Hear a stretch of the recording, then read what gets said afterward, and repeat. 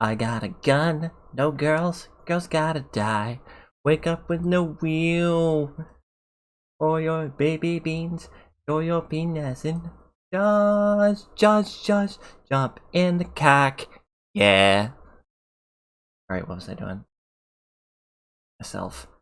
In case I say something stupid or embarrassing.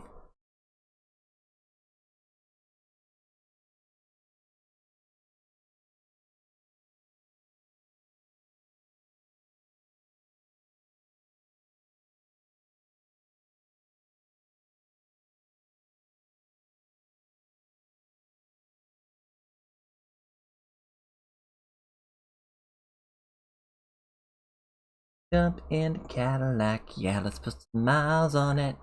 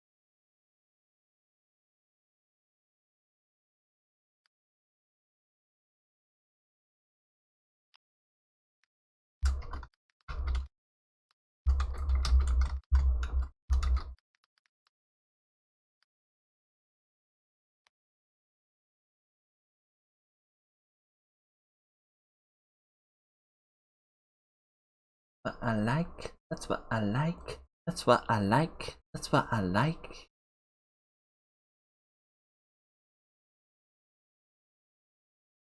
Jump in the Cadillac, yeah, let's put some miles on it.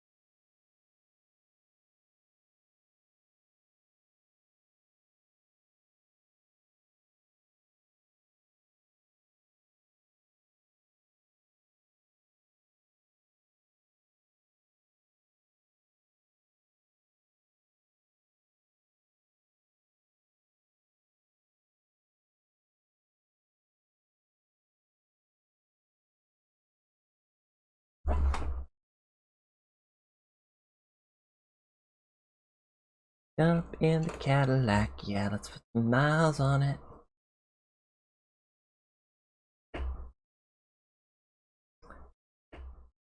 Jump in the Cadillac, yeah, let's put some miles on it. Jump in the Cadillac, yeah, let's put some miles on it. In the Cadillac.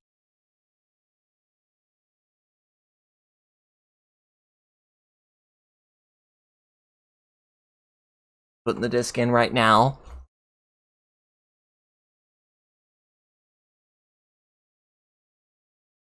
I'm pulling up the pants! There's a face in the can, Uncle George! Well, then I guess we're having a face for lunch! Hello.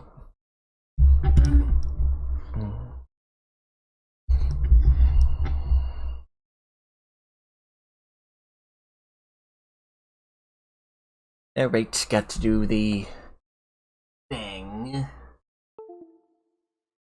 Hey, I did that.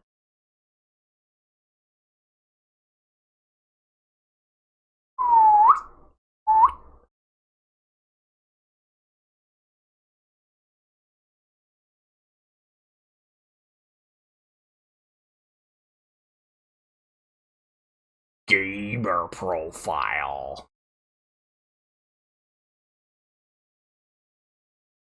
Butcher. There we go. R.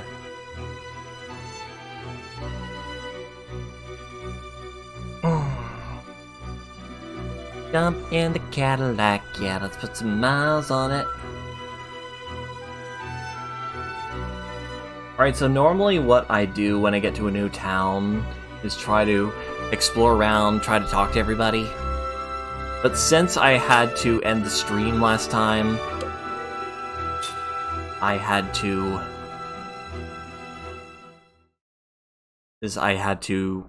cut it short, find a save point, so I'm good to make up for lost time.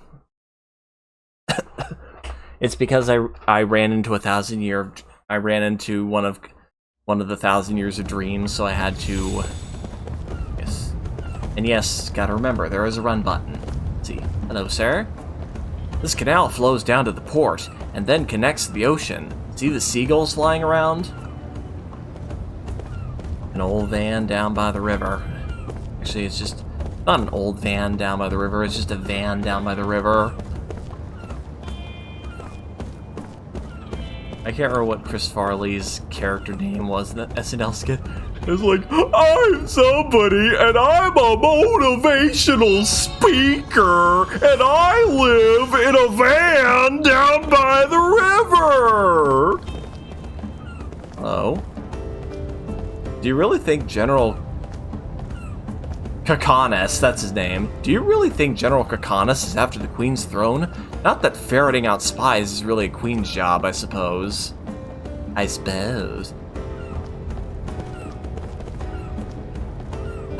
The Queen's finally back, but she's so tired from her journey that she didn't have a single word for us.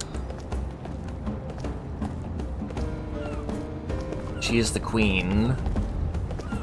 Hello? It feels so good sitting here with the breeze coming off the canal.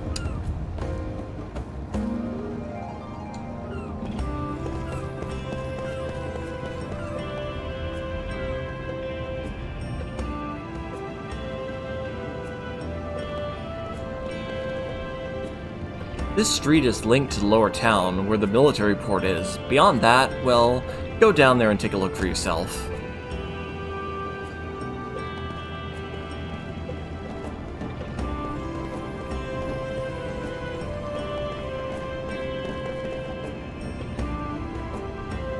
When I was younger, we would use gondolas to get around. We got by with nature, not magic.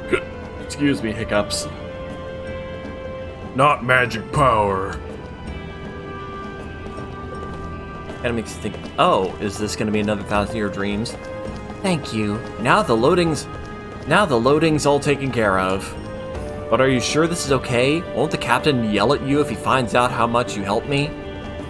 Don't worry about it. This sort of thing we can handle in a flash. Yeah, think of it as payback for all the hot lunches you made us. If you need any more help, just give us a call. Asuka, thank you so much for the hydrate. Also, thank you for dropping by. Also, prepare to be bummed out. This is Lost Odyssey. It's an RPG for the Xbox 360, and at various points in the game, like through events, you unlock these short stories called The 1,000 Years of Dreams, which are basically just Kaim's memories, because he's immortal and has, like, a lot of memories, and most of them are quite depressing, but they're these very beautifully written short stories, so Kaim recalled a memory that was locked deep within his heart. A dream has been revealed. Alright, let's read. Alright, time for reading. Like, they're very beautifully written and beautifully presented, but man, are some of them really sad. Letters from a Weakling. Off to a good start already. Once there was a woman who came from a foreign land to marry into an old family. Her husband was from a tiny village in the mountains, but he was working in a thriving harbor town abroad when he met and fell in love with her. At the time, he asked her to marry him. His father in his home country collapsed and died, being the eldest son of his family. The young man had no choice but to return to his homeland, taking her with him, of course. Yes, we have to read.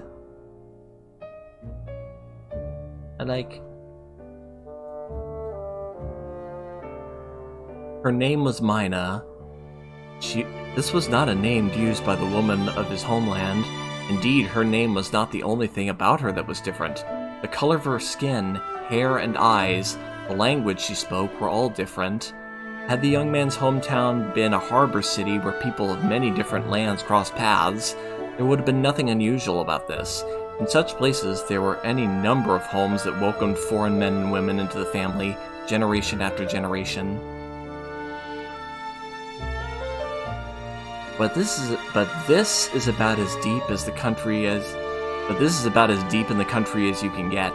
The young man told Kaim, sighing, on the night he made Mina his wife. Kaim had rushed here all the way from the harbor town in the far country to attend the wedding. At the banquet, the young man had given Kaim a look, and the two had slipped away from the festivities. They were standing in the garden, looking up at the night sky. When the eldest son marries, his wishes are of no importance. What matters is family. Two families negotiate the engagement, and a bride is chosen who is acceptable to the groom's parents. That's how it was with my parents, and my grandparents did the same. I know what you mean, Kaim said with a nod. Judging from the formal wedding ceremony, it was easy to imagine the highly conservative nature of the area, and just as easy to imagine that the relatives had not welcomed Mina into the family. Alex? Kaim said to the young man. Yes, the young man answered, still looking up at the sky. You are the only one who can protect Mina, you know. I know that much, Kaim. Mina is a wonderful girl. I know that too, of course. The three were good friends. Kaim and Alex had worked together offloading ships at the same pier, and also together they had often gone to the neighborhood where Mina worked in an outdoor stall. Even now, Kaim retains the bittersweet memory of Alex and Mina struggling to communicate in each other's language.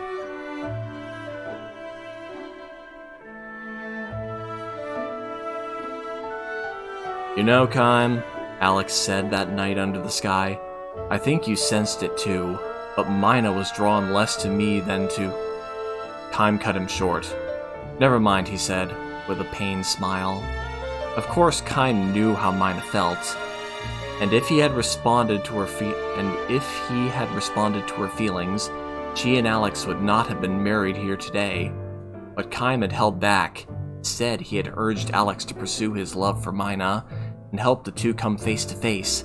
He felt no regrets about having played the part of an unlikely Cupid for them, destined to continue his never-ending journey, Kaim was unable to love Mina in return. Oh yes. Yeah, Kaim is the main character of this game. And he's immortal. I think I mentioned that already.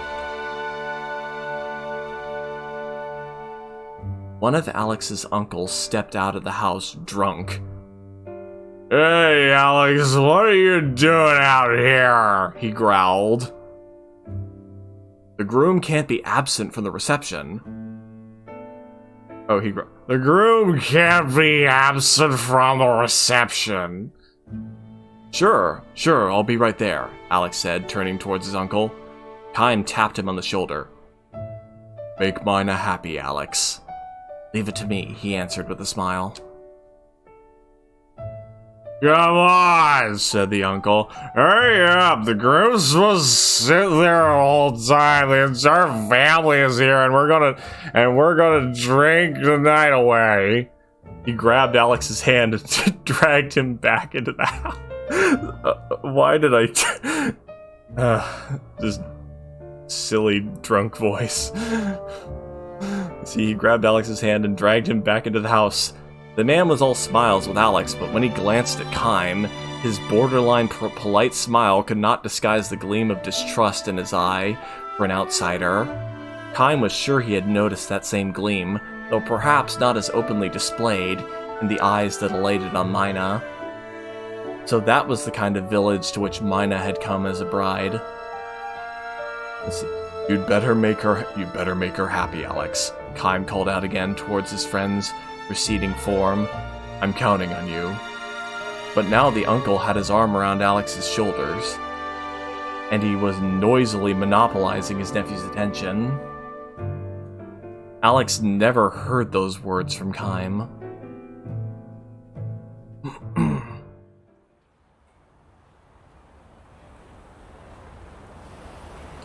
It was 3 months later when Alex came to visit Kaim at work on the pier. I'm in town on a buying trip, so I thought I'd stop by to say hello, Alex announced. But judging from the fatigue evident on his friend's face, Kaim had a pretty good idea of his real reason for coming here. As casually as possible, Kaim asked, "How is Mina doing?" With a feeble smile, Alex replied, "After the wedding, things happened."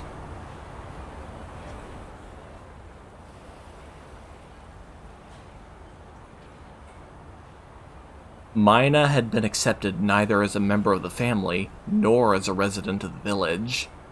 There were too many differences in daily customs, in culture, but the one thing that made Mina too different from the tiny village was the brown color of her skin.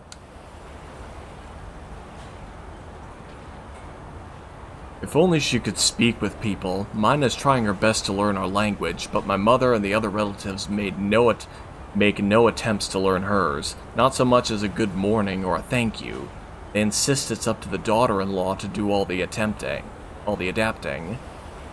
Still, Mina was working hard to draw closer to Alex's family and birthplace. She would be the first one out to the fields in the morning, work without a break until the sun went down, and do sewing until late at night. She would try to talk to people in the local dialect that Alex had taught her, using gestures and body language, and she would apologize profusely, with abject smiles, whenever she failed to understand what they were saying. Kaim could easily imagine Mina going through these exertions, which made Alex's report all the more painful to him. You should come to visit us now and then, Kaim. Mina would love to see you too. Kaim responded vaguely with a silent nod, when Alex added, I want you to come and cheer her up, he said. He said nothing in reply. What's wrong, Kaim? Are you angry? I'm not going to visit. Why not? You promised me you'd make her happy, remember? We agreed that you're the only one who can do that. But still... Sorry, I haven't got time for this. I have to get this ship loaded before it sails at sunset. With this curt dismissal, Kaim turned away and continued working. Alex stared at him from behind, looking frustrated and confused. Kime could feel his friend's gaze on his back. Because he could feel it, he kept working without another backward glance. Eventually, Alex gave up and left. Neither man spoke words of farewell.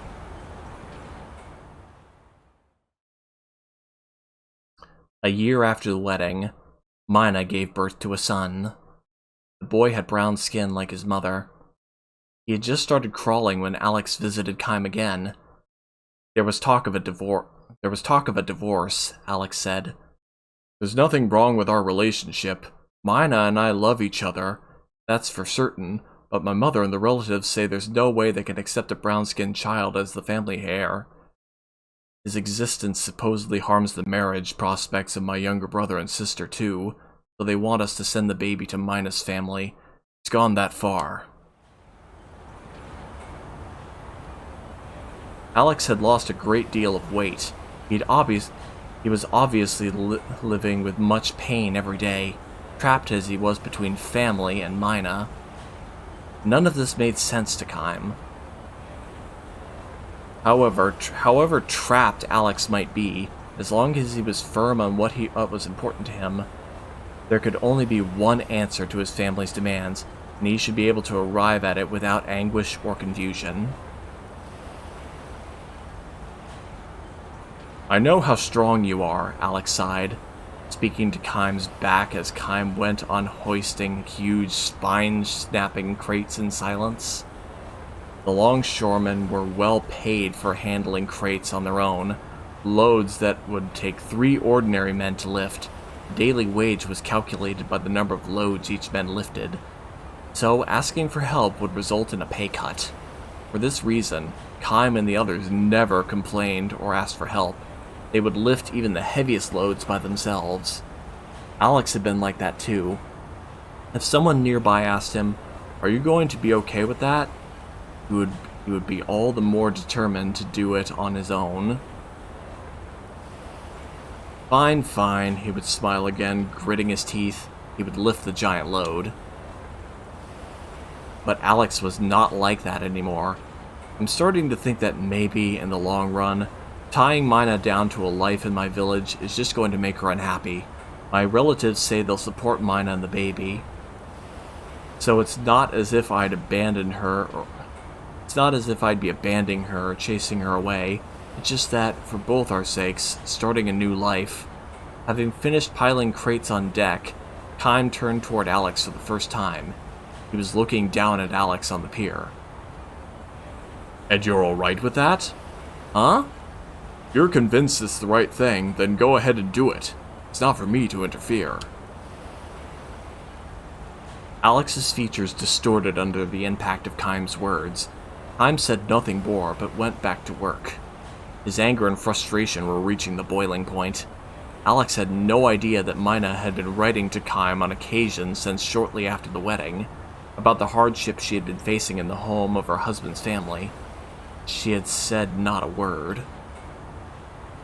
Instead, she would spell out how happy her current life was and declare repeatedly how much Alex loved her. Always, the letters would end like this: "I'm sure you too must be living happily, Kime." This was why Alex's report of the situation at home had filled him with such intense anger and frustration. He had never answered Mina's letters. He felt certain that if he were to write to her, whether with words of encouragement or comfort, or even playing along with her sad lies, something important that gave her spiritual support would snap in two.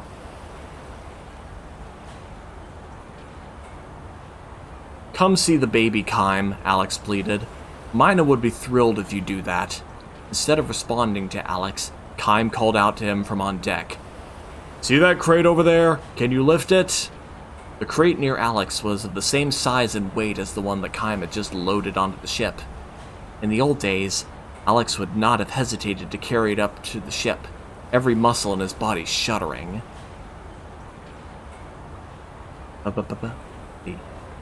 Now, however, Alex gave Kime one timid glance and, smiling to hide his embarrassment, said only, "Not me." Time said nothing more. He felt strongly that their long friendship had come to an end, though in fact, for Kime, whose life would go on through all eternity, it had been nothing more than a momentary acquaintance.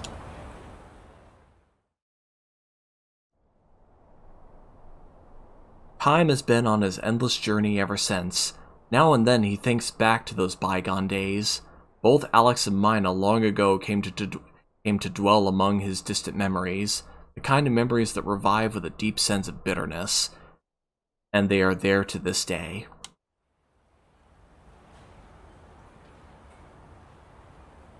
Alex made his third trip to see Kime a year after the baby was having wasted away to a mere shadow of his former self. Alex stared vacantly at Kime, and his voice lacked all intonation. Okay, thank you. Thank you for stopping by.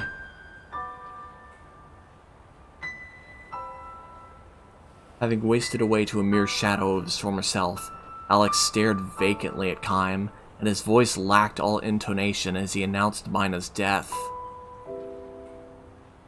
She had killed herself. Damn. Hanged herself in the barn. Kime was amazed at his own detachment as he took in Alex's words.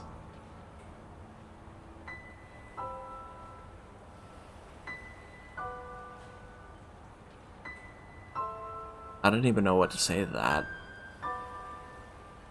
Like, that was the worst possible outcome I could think of.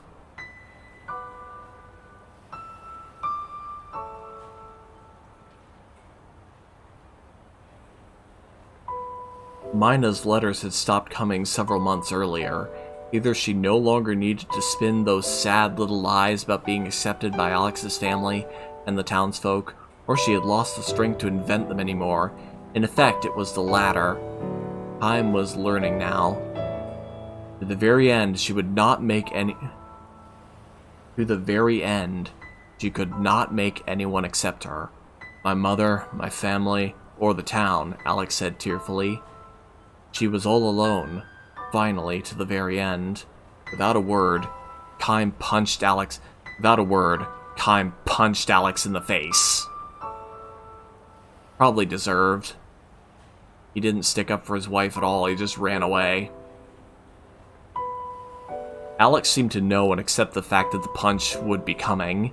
He did nothing to resist or defend himself. The first hit him full on and sent him sprawling in the road.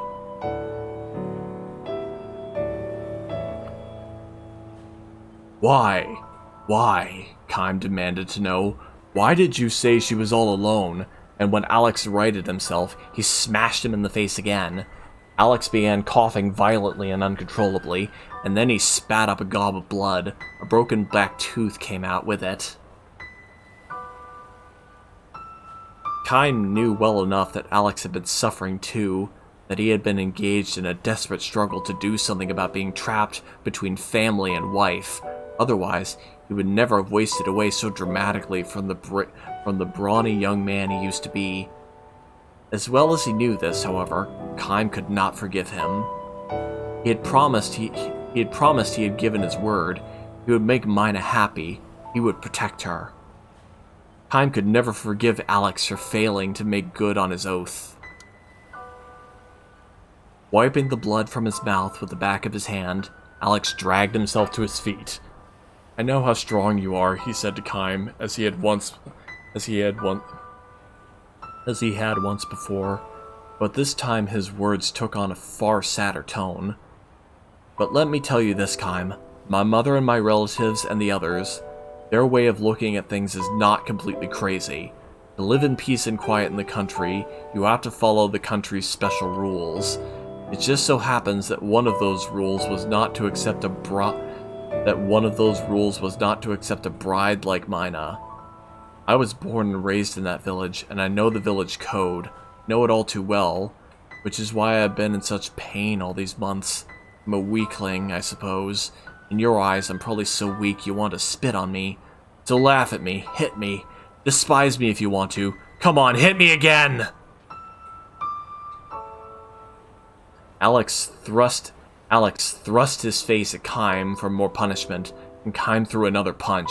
This one landed squarely on his nose, and may have broken it. Alex crumpled to his knees. The blood that gushed from his nose was blacker than the blood from his mouth. Alex looked up at Kime with a smile of self-derision.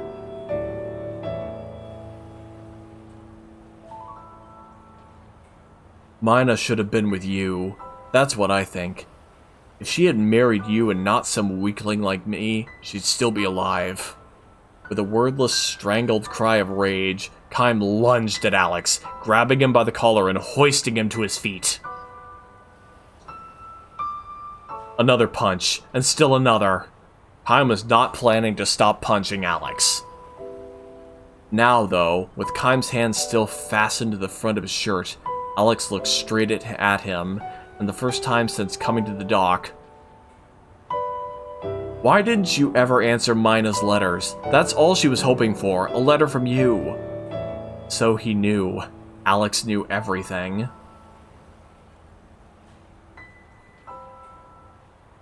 It's terrible out there in the country. Anybody who wants to can find out who wrote letters and who got them. Everybody out there is like family. Everybody but Mina, that is. If Alex had wanted to, he could have quashed Mina's letters easily. Then, not one of her sad little lies would have reached Kime. But instead, Alex had read the letters, resealing the envelopes and sending them to Kime, one after another. He had internalized Mina's sad little lies and started looking for Kime's answers even before she did. Kime stopped up his fist in midair and asked, "How could I have possibly answered her?" "Why not?" Alex retorted. "You know how trapped she was feeling. You must have known how much encouragement one word from you could have given her." "But you were Mina's husband." "Yes, that's true, but you were always the one deepest in her heart. I knew that, and because I knew it, there was only one thing I could do." "No, that couldn't be." Astounded, Kime lowered his fist as Alex said to him, "I wrote to her. I pretended I was you, and I wrote her letter after letter. Be strong, I told her. Keep your spirits up. I'll come to see you soon. You're too strong, Kime, so you can't understand the feeling of weak people. So I don't have that but I don't have that problem. I'm weak. I understand how a weakling like Mina felt." Alex cried, blood streaming from his nose and mouth. There is one thing I don't know, thought Kime. I don't know whether Mina actually believed that the letters I wrote were from you, or whether she knew that or whether she knew that what I was doing and pretended to believe. I wonder, was life in my village so painful to her that she couldn't go on living there without pretending to believe? Kime made no attempt to answer Alex's question. Slowly, he let the strength go out of his clenched fist and released his grip on Alex's shirt.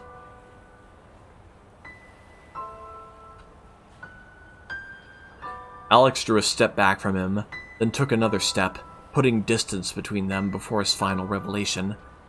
There was one letter, just one, that I didn't send to you. That was 3 months ago. It was the first letter in which Mina begged you for help. She said she wanted to run away and asked you to come and save her, as soon as possible, to rescue her and the baby. That was the letter Alex threw away. Posing as Kime, he wrote a 2-word answer. Be strong. The day after she read the letter from Alex, Mina hanged herself in the barn.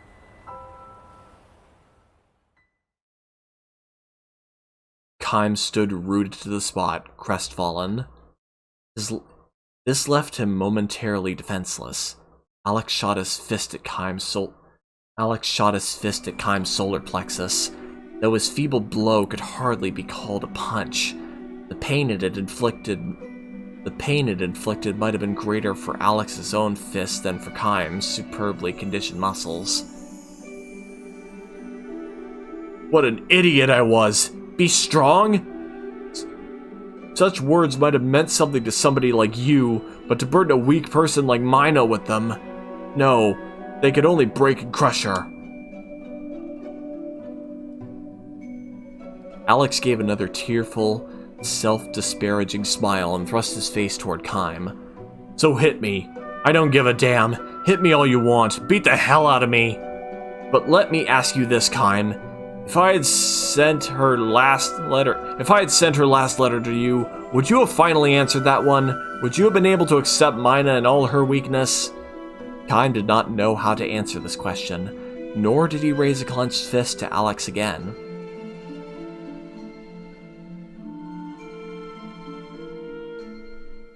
So ended the story of Kime and Alex.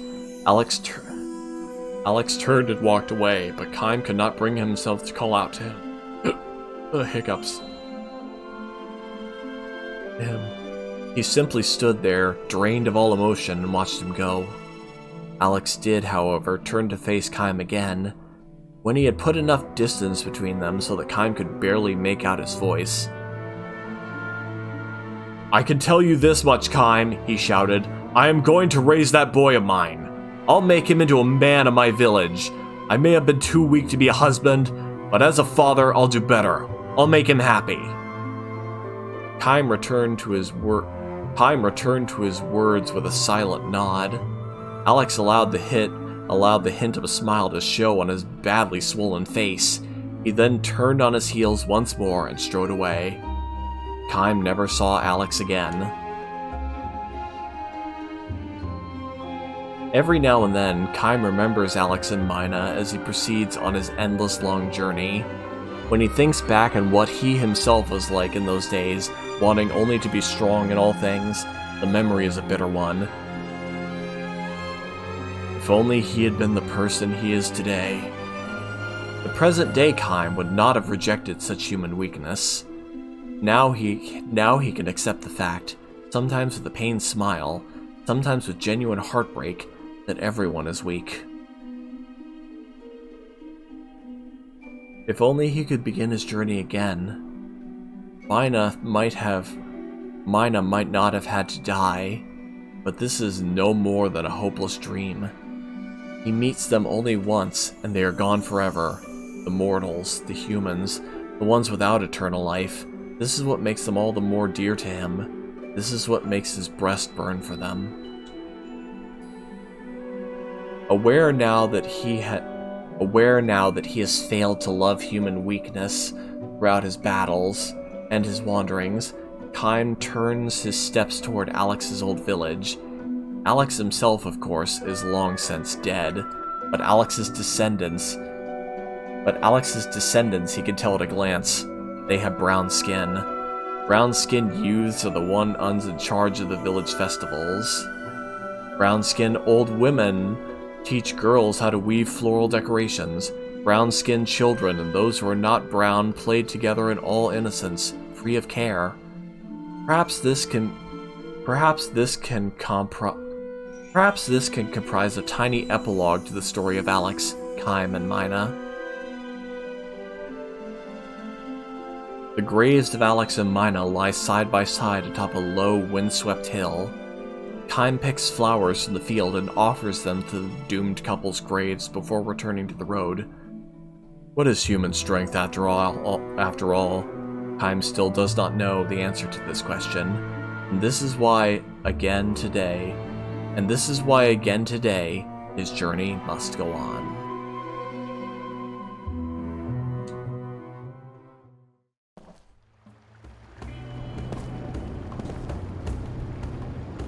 Thank you. Now the loading's all taken care of.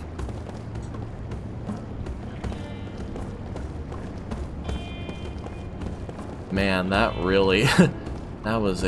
It kind of had a hopeful ending. It's kind of bittersweet. Now's the best time to shop since there aren't many people here at this time of day.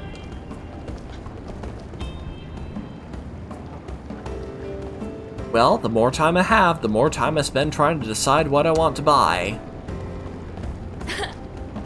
This old guy's jokes are in pretty bad taste, but once you get past that, they're quite funny. This kid.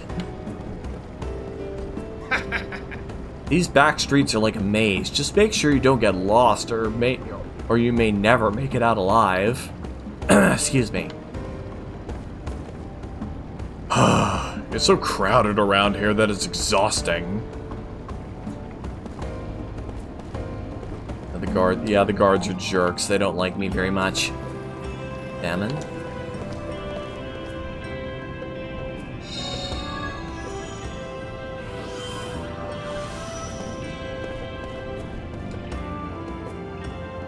It's locked.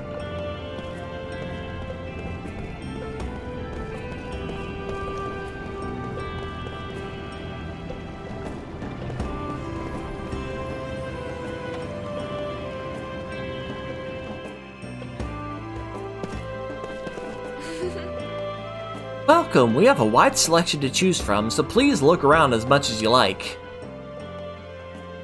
I sell. All barricade poison. Oh yes, I can buy more spells. More to add to the playbook. Let's see, poison.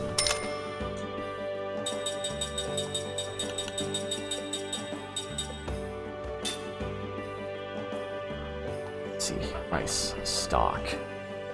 I'm gonna stock up on these, because I'm finding that I'm having to use them a lot. Let's see, healing herb. Slightly restores healing herb. That's a better. Mana herb.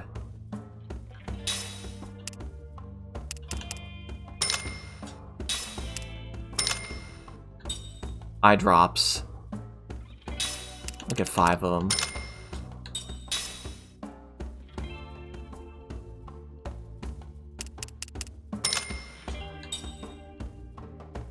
Dizziness.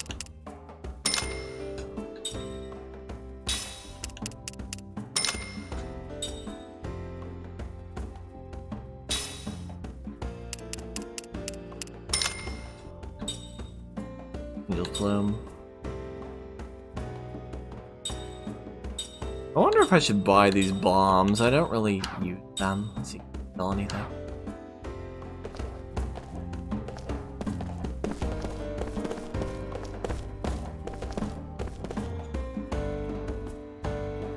Oh, what's that pretty box there? It makes me satisfied just looking at it.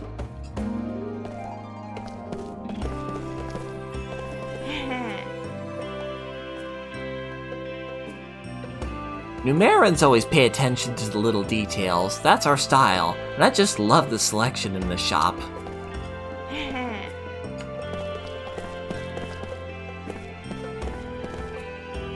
Excuse me, I'm afraid you can't enter this room. It's our administrative office. But there's a sparkly back there. I want to get it.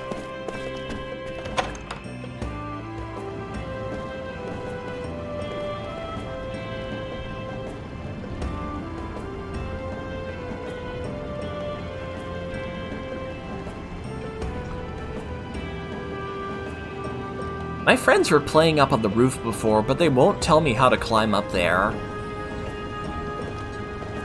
I guess I'll have to figure it out. Hey, lady.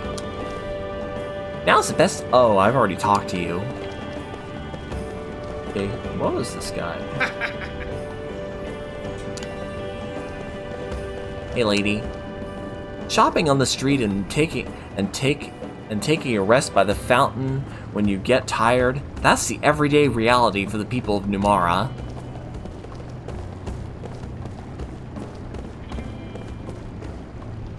There's nothing to see around here. Get lost.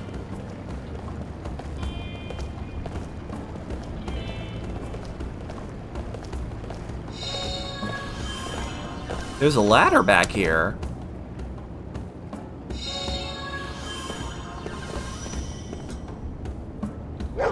Hey, doggy. This must be the dog the kid in front of the palace was looking for. Oh, hey, guess it's going back to its master by itself. There's something about Jansen's speech pattern that kind of makes me think of Hades from Hercules. Back in the day, there was no one stronger than Queen Ming in magic energy. Strong, beautiful, and loved by the people, all the girls admire and look up to Queen Ming. Alright, let's go check on that kid.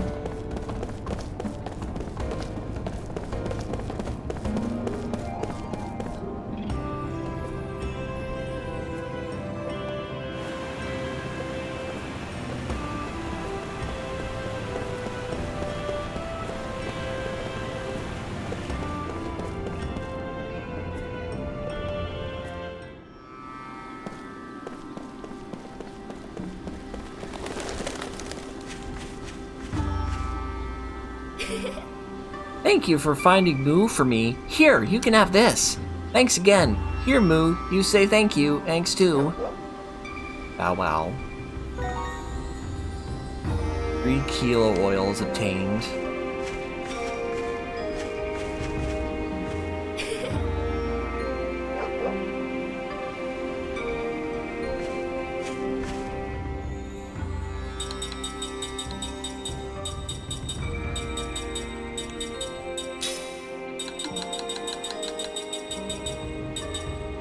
Inflicts significant damage on enemy kiloluns. What is a kilolun? I don't know.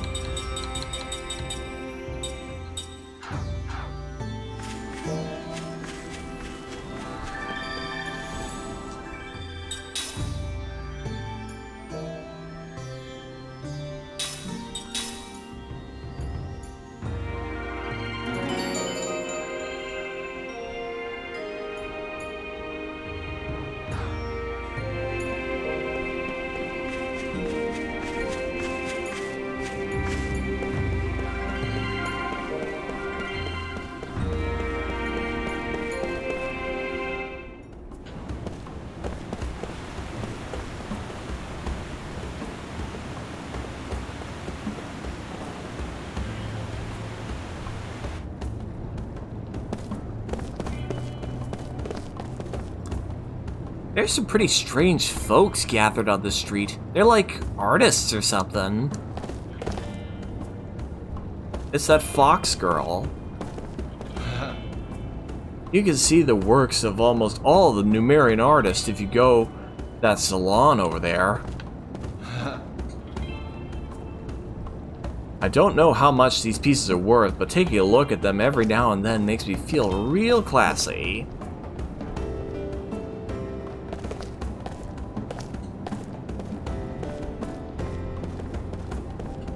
Hello. What is it? Want to play with me again? Sure. Okay, let's play hide and seek. This time, I've got the perfect hiding place. You want a hint? Well, it's a key.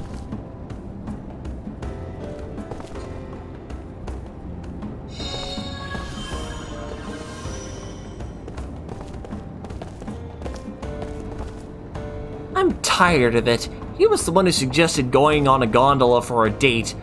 But just how long does he expect me to wait? A bit of a dating disaster.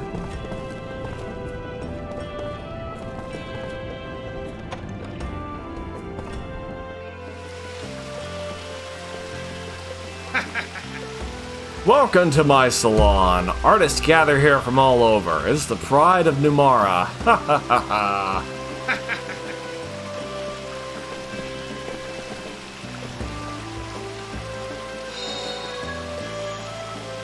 Healing herb.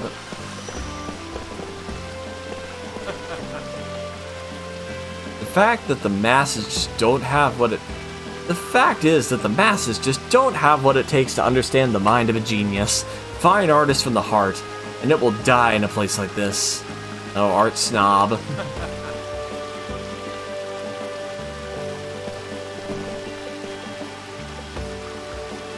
Ah, hello there. Have you been to my shop yet? I mean the place where I work, at Nin's luxurious place. You couldn't get into the showroom? Oh, because you don't know the password. The soldiers have been breathing down his neck lately, so you'll need a password to get in. Once the clerk stops you, tell him that you're here on Totomus' recommendation from the salon. Totomus is the brother of the salon's owner, and he's one of our best customers. Be sure to try it out, alright? see, hang on. The shop yet? The place where I work in his luxurious showroom, because you don't know the password. Alright, so password. I'm there on Thomas's recommendation.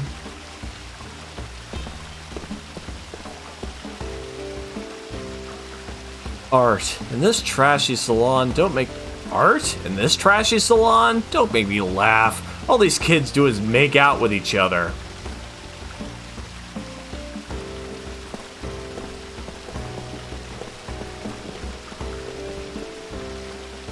I can feel everyone's heart shine in the salon. Their bright light houses the very inspiration for all of our art.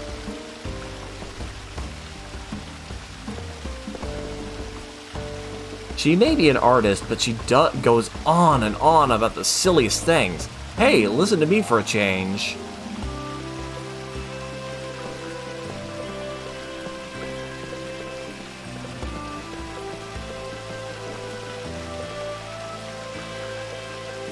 The light from that window has a very unique effect on the room. I think I'd like to try capture it in my next work. Try capturing it. A bit of a translation error there, I guess. Probably should have proofread that.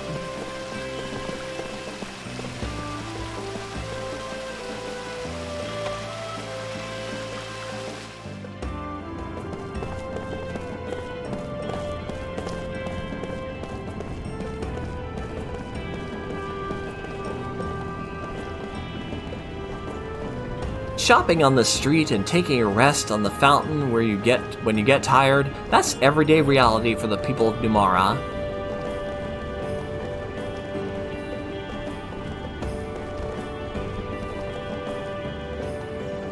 That one store on the street has a great selection of goods, but there's something fishy. Alright, let's see if that password works.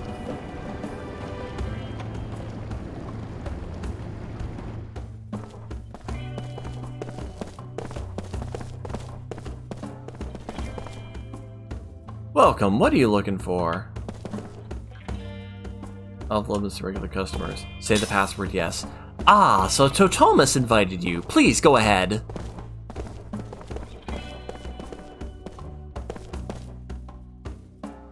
Hello, travelers. You familiar with the art of ring assembly, you're familiar with the art of ring assembly, am I right? But you're not satisfied with just any normal assembly, are you? Believe me, we've all been there. Me, I don't assemble rings with components. I take existing rings and reassemble them to create completely new rings. And you know what else? The rings that I create even have multiple effects. Oh, and I won't charge you a cent either.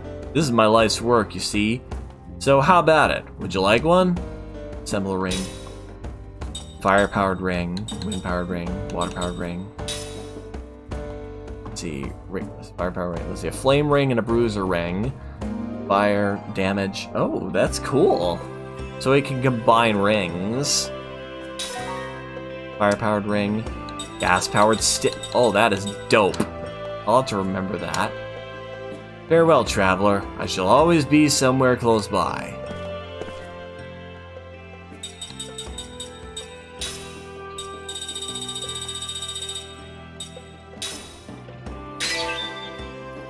Maybe I'll make a bunch of... I have a lot of whetstones. Maybe I'll make 5 bruiser rings. Make all the bruiser rings.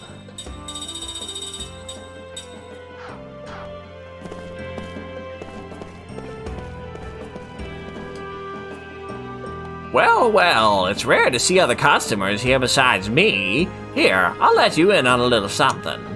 Do you guys use any rings? Well, some rings have Ultra in their name, like Flame Ring Ultra, for example. Those rings have been reworked to enhance the user's abilities. They do this by expanding the range of the target ring. If you don't have any, try to assemble at least 1 or 2 of them.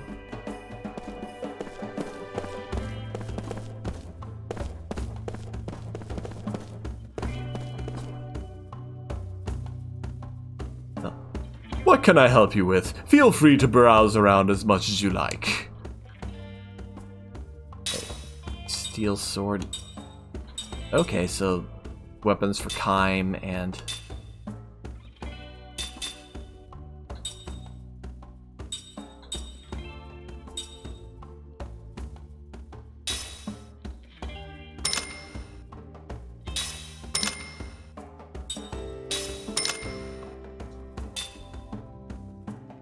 A turn-tail shoes. Enables you to always flee from battle. Recovers HP when defend is used. That's nice. I kind of want that.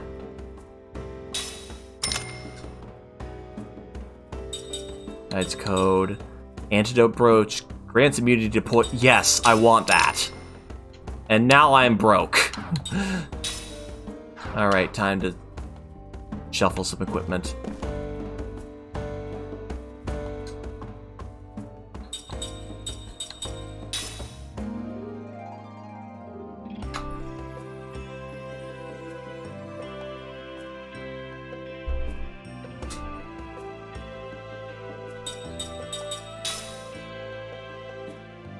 Platinum sword.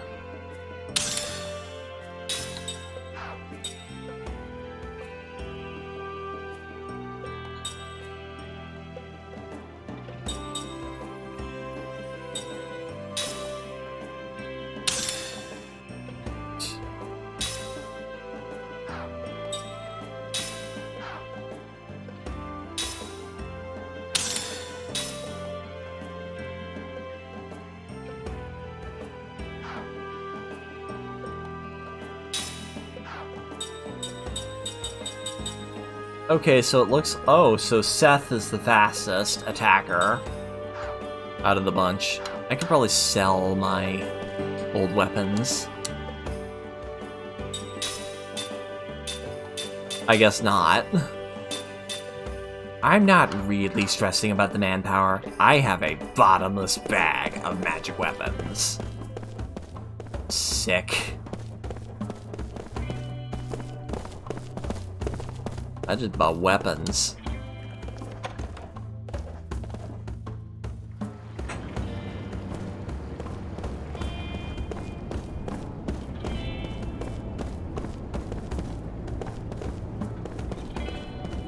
Alright, let's go up this ladder. Going up. Onto the roofs.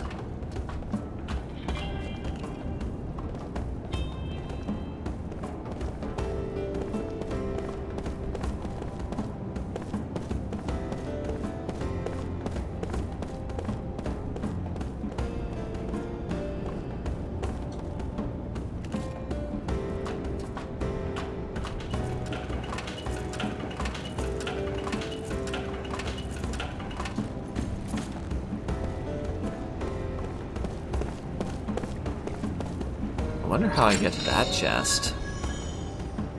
Seeds, slot seed. Equipment.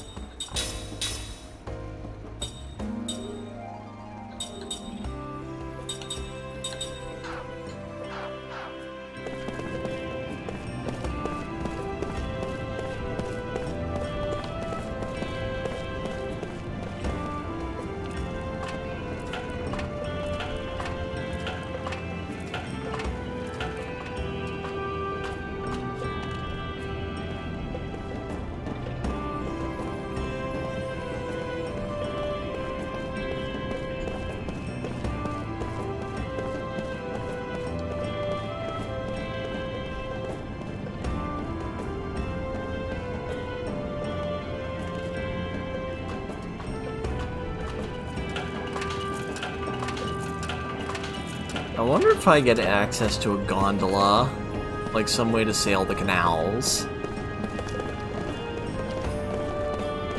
There is a door back here, but it's locked.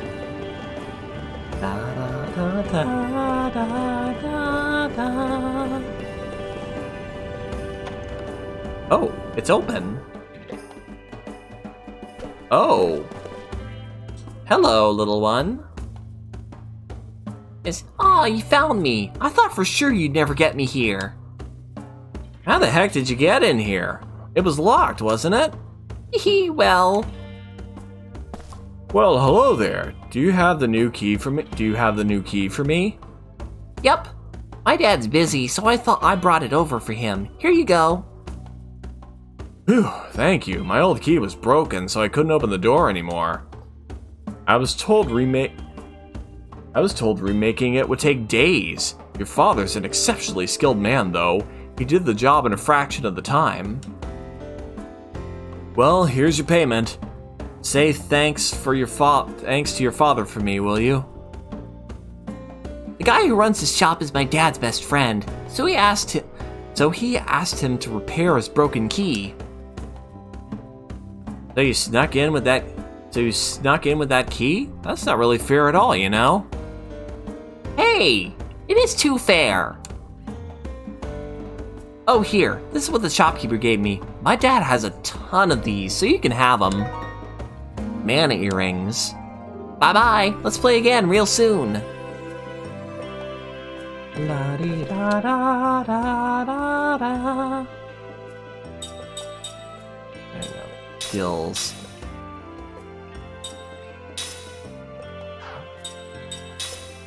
Let's see, we've all learned all the skills from Jansen.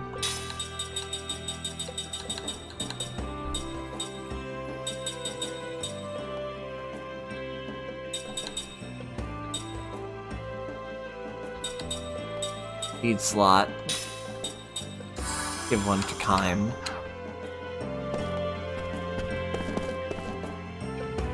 Can I help you with something? If you'd like to purchase something, just go to that counter over there. I want to get the sparkly. Oh, it's a book.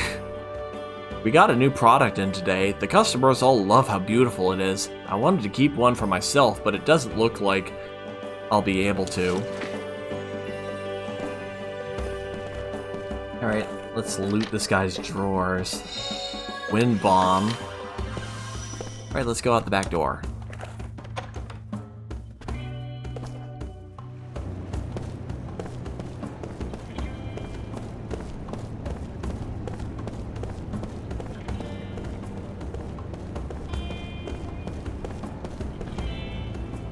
This is strange. I'm supposed to meet my girl here, but she's nowhere to be seen.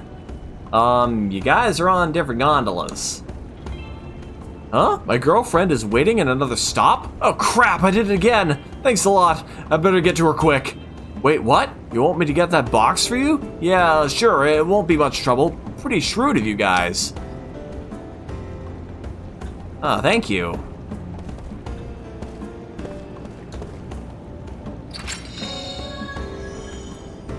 Shine.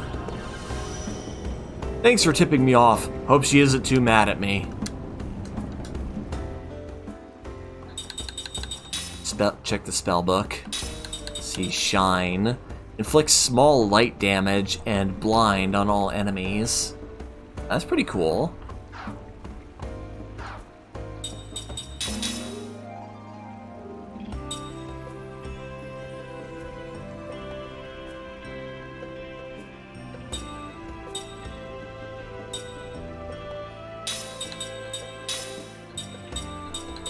Actual analysis.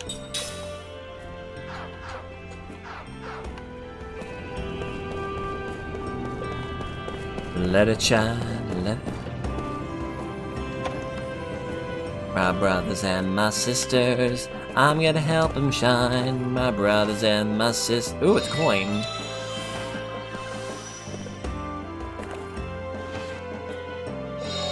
A seed.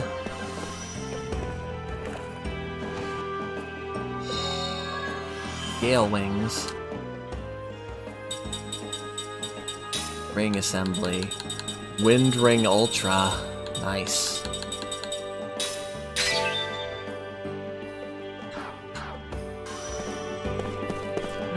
Excuse me, hiccups. Let's go check on the other...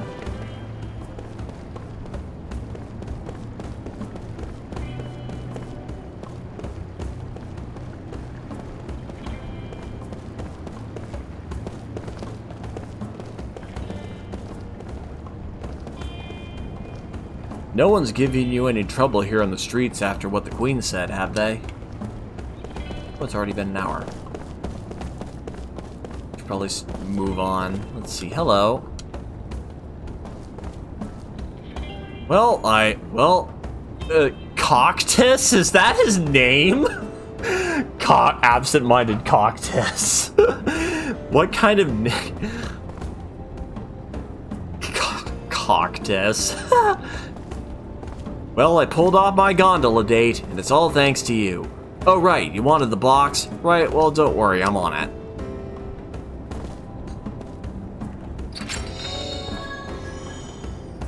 Let's see. Mimint ear obtained. Hang on, look, I gotta check equipment. See. Alright, still learning stuff. Apprentice earrings. Let's see. Enables use of black and white magic up to level 2. Sage protection. Magic casting time reduced during critical HP status. Platinum gauntlet. Recovers HP when defending. Antidote brooch grants immunity to poison and air increases max MP. Mimid ear. Occasionally decreases the damage inflicted by magic. Occasionally decreases the... I'm gonna start with the antidote brooch. Since that... and not being poisoned is very useful. I want that. Milliband. Grants immunity to paralysis. I'll keep working on that. Just anything that grants immunity to status ailments is wonderful. Alright. It's been an hour. I should probably move on to something else.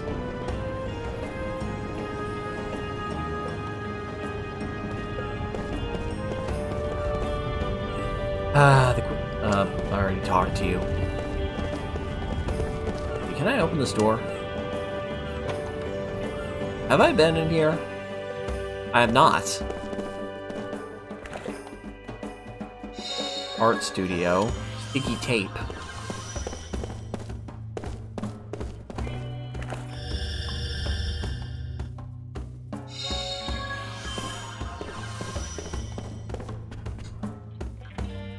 Ew. Art is a grueling pursuit. Down in the trenches, it's tough to tell whether or not you're improving. If you could bring me something to serve as inspiration, that'd help me get the ball rolling. I think I can make something new if I had some crystal fragments from the Crimson Forest. Sure wish someone would bring me one. Crimson crystal fragments. Maybe if I get 19 more. Dude, that's a lot. Don't get greedy.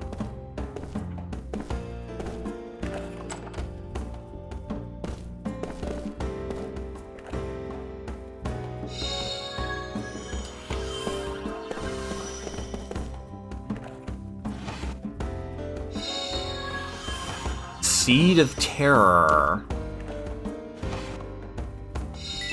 For half of like items in RPGs, do they just like write random stuff and just like, what does this thing actually do or look like? It's like, I don't know.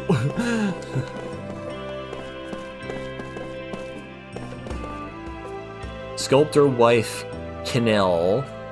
What do you think of this sculpture? Isn't it just mesmerizing how the line meets with that surface?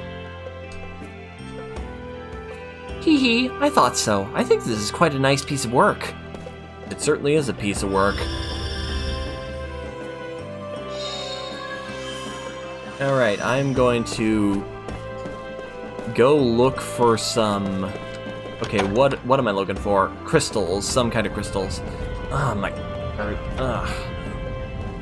I don't know why Things feel weird, I don't know.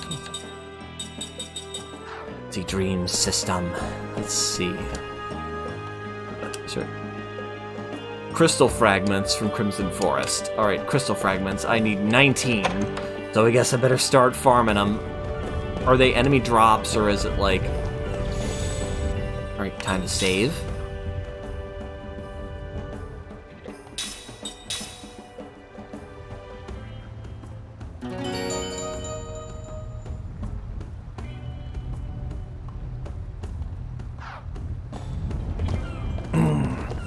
Alright, time to skip down.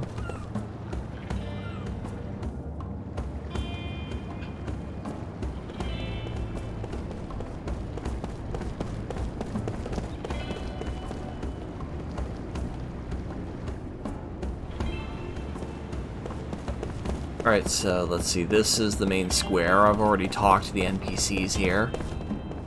See, the exit to this place makes me think of, I think it was the starting area of Final Fantasy VIII. Port of Numara. Crimson Forest, let's go. Plus, it'll give me an opportunity to grind, so... yeah. And I don't know why this music is making me think of something from Asura's Wrath. Here's the Crimson Forest.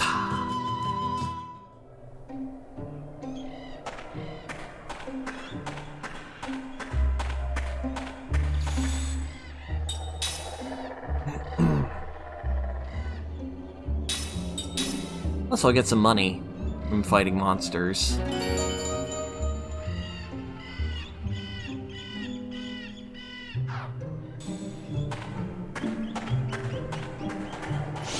Kick.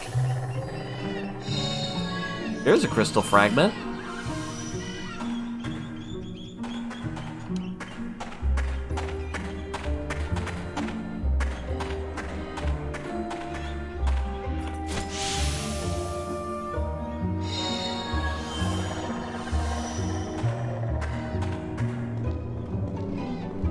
Can't do anything with that yet, apparently. It's a cairn. Let's destroy it. Seed.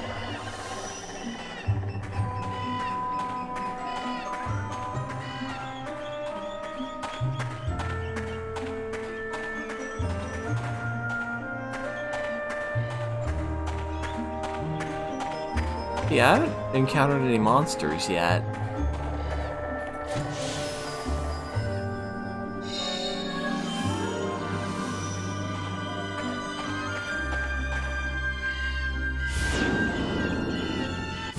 Oh, okay. If it's a fight you want, you got it.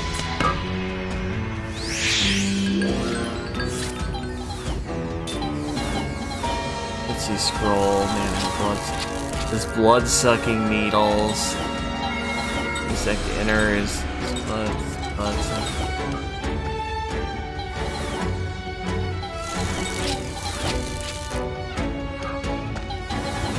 Let's see, what are we up against? Let's see, these are fire, so water. Let's see, equip. Do I have an Aqua Ring killing machine? Flame Ring Ultra, Aqua Ring Ultra, Anger Ring, Bruiser Ring, Wind Ring Ultra, Firepower Ring, Aqua Ring.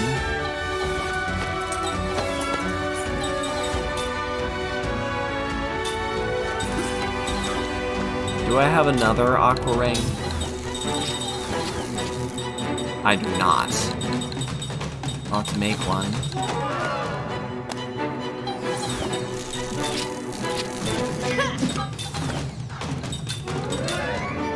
Aqua.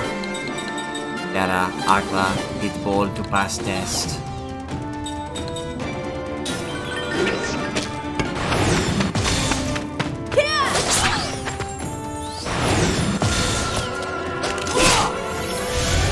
Die. Oh, so it eats its party members. Poof. Ow. I remember these things from the last time I played this game. They're so creepy.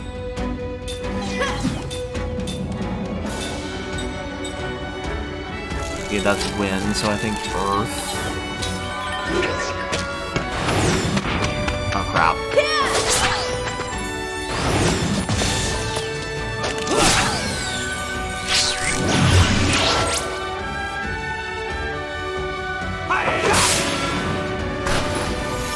Splat. Alright, so this is wind. I think I need to use earth.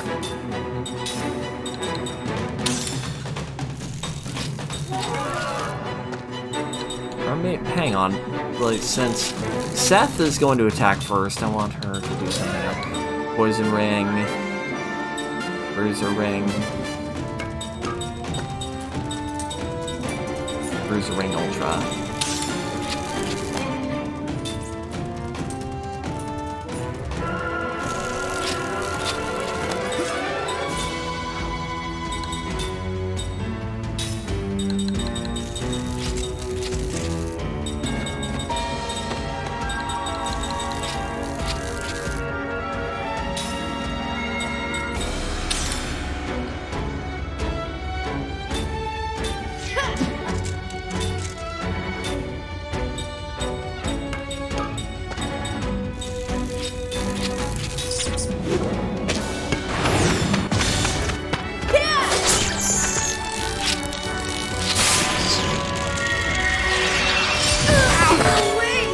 Oh, fuck. Die, biatch.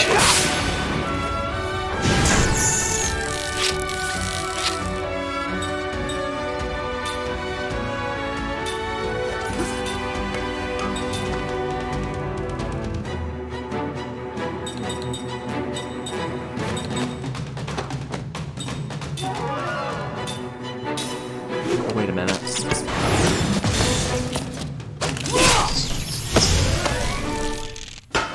What a waste of time. Time learned anti-paralysis.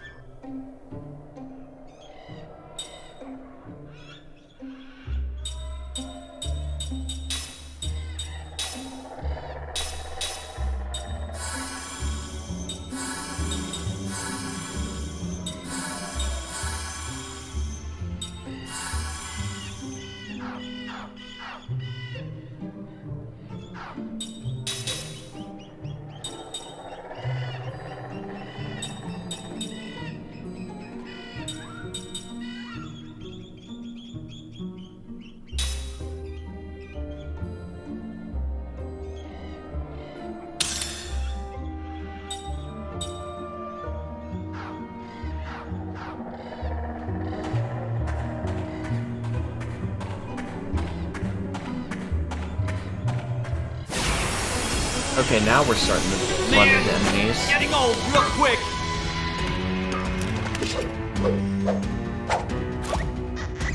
Okay, what do we got? See, these are water. Hang on, what's good against water? I think it's wind.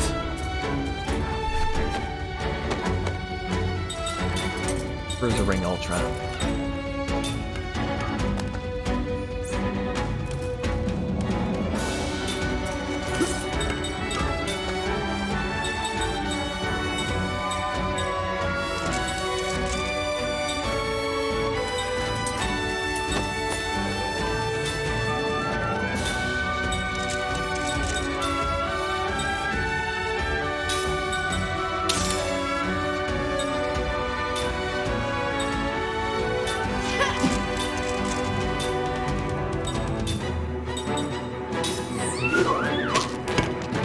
Okay.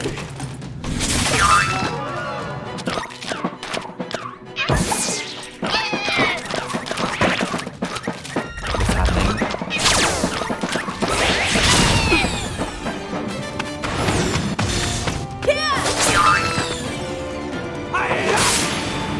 So clearly it's not wind. Let's see, okay. Lost Odyssey.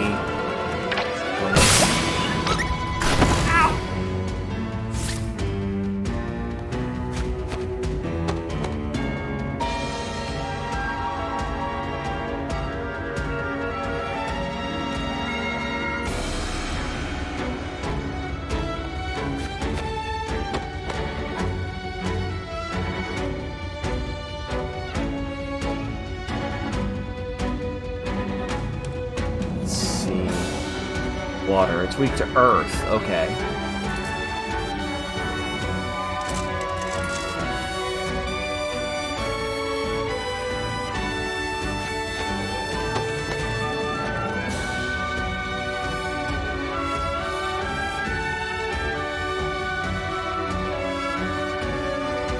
All right.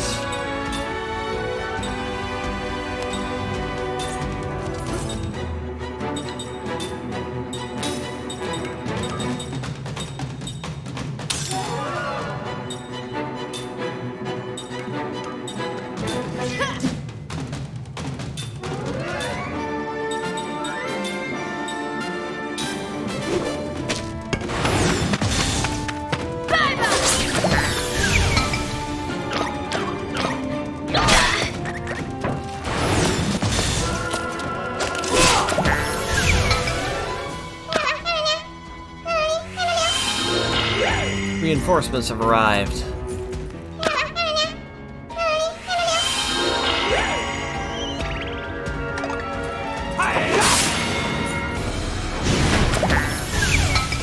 Almost feel bad for them. Healing medicine was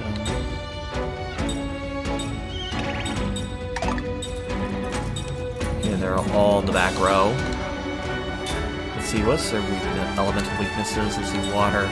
Water. Okay, so they're all water. Alright.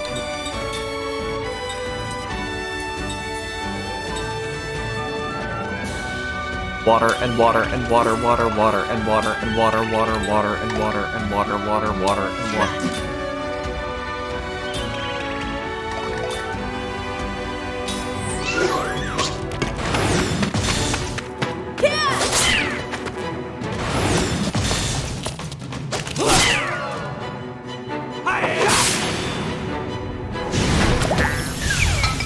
It's dead.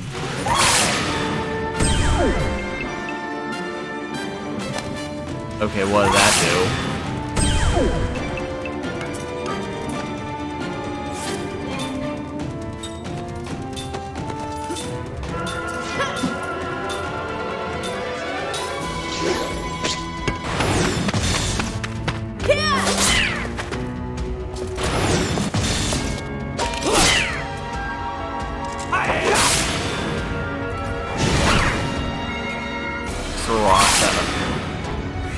Okay, how was your shower?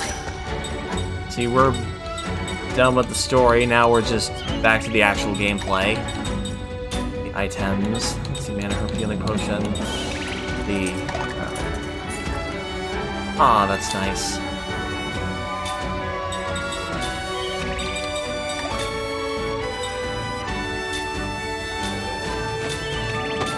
Ground. Finish you off. Okay. Heal some status elements.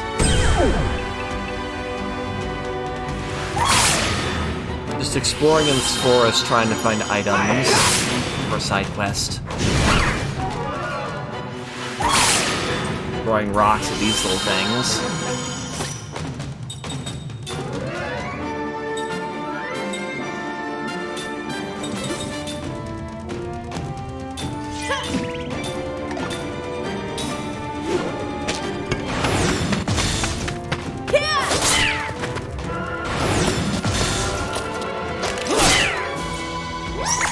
Oh, it ran away. Oh, that one ran away too. Only the strong survive.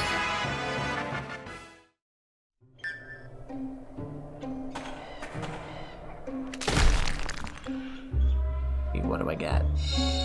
Anti-paralysis herb. Not bad.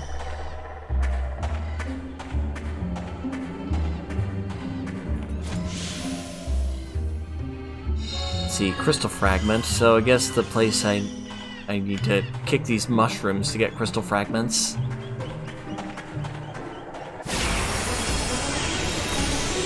This does not look good!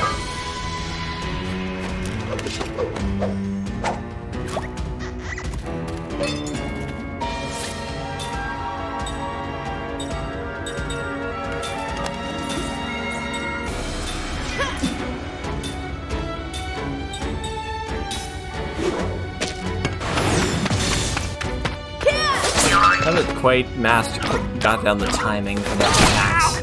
Ouch.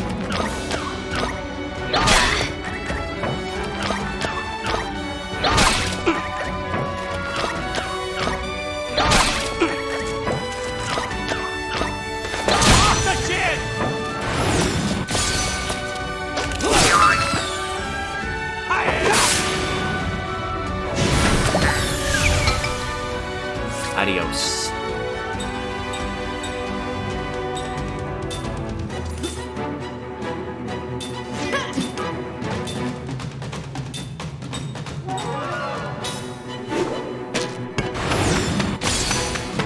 Okay, I think I'm starting to get it.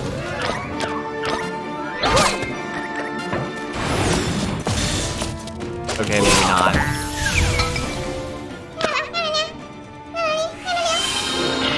Oh no, not these things.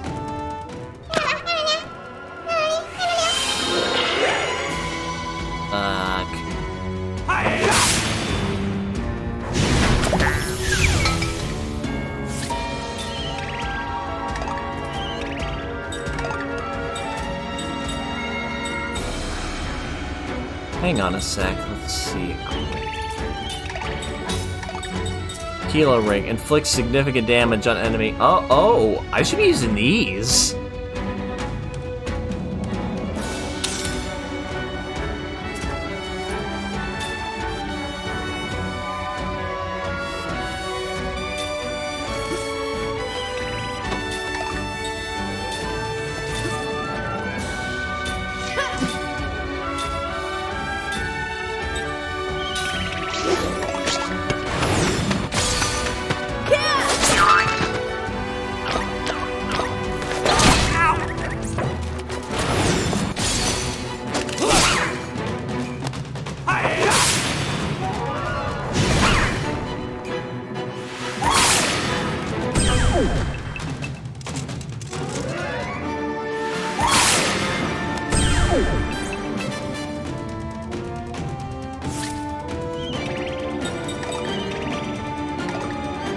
Crap.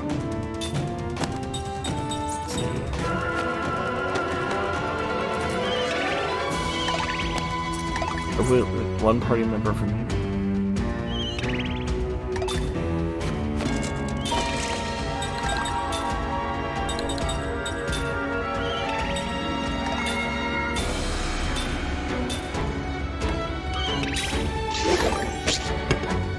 Okay.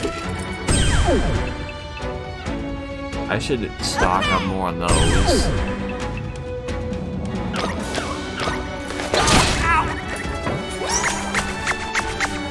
It ran away.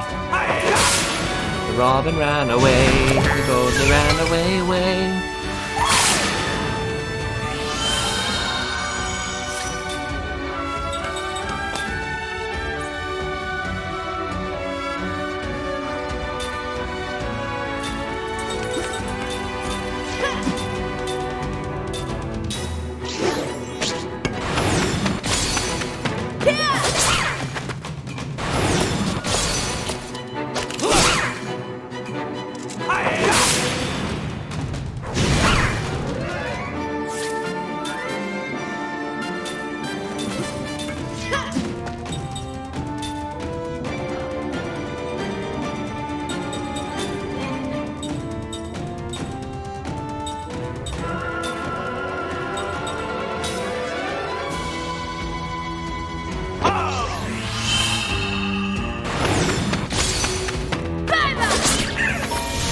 And it's dead.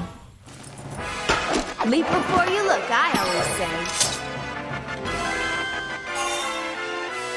I learned guard heal.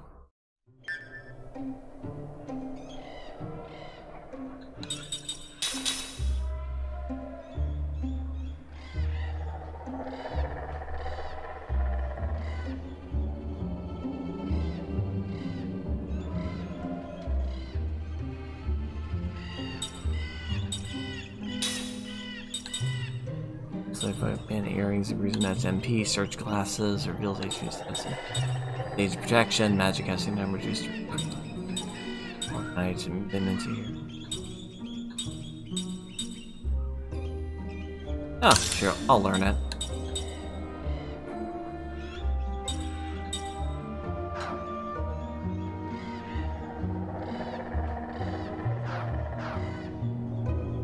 I need to pee. What is this? Do I have cat ears? I think it must be a piece of equipment I have. Oh, I've already been down here.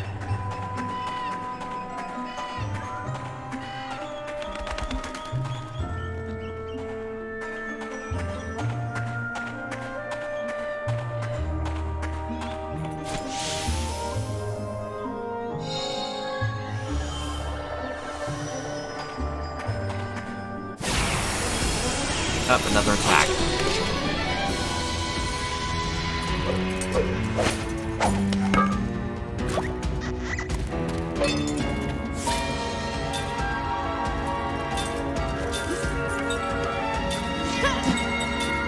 Like a spell, like magic.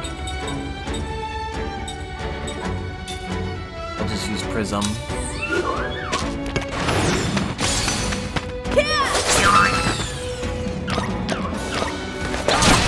I guess I gotta wait for everybody to attack. I guess all these little dudes attack first.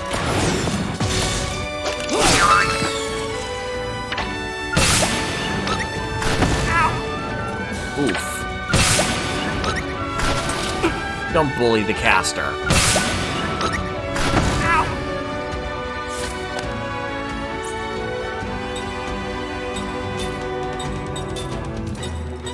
I'll have Kind heal him.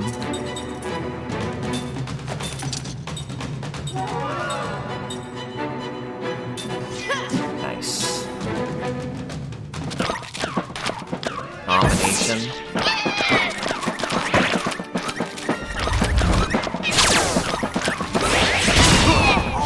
Are you serious? You assholes.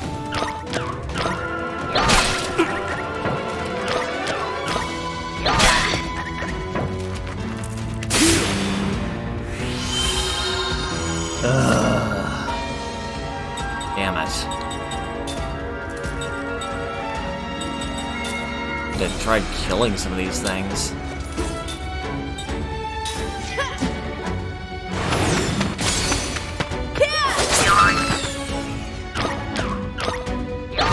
Damn, you're annoying.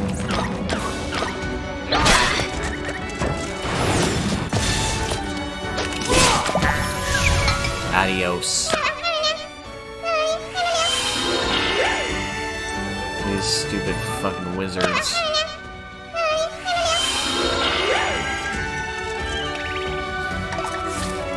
Alright, so let's...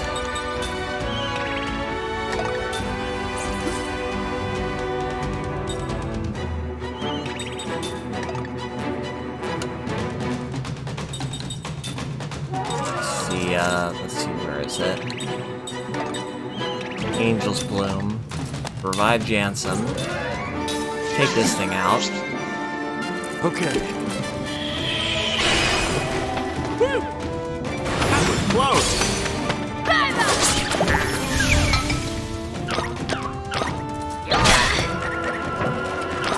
You're a little bastard.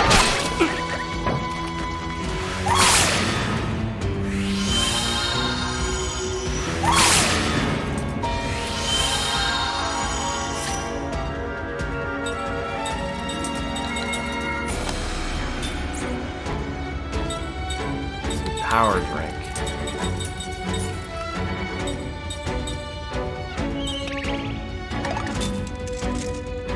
Give it to Jansen, he definitely could use it.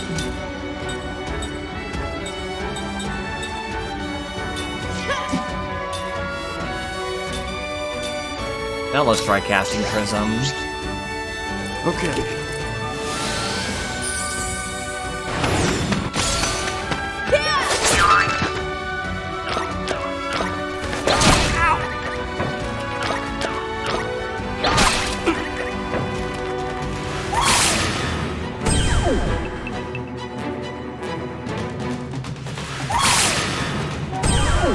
I hate you guys.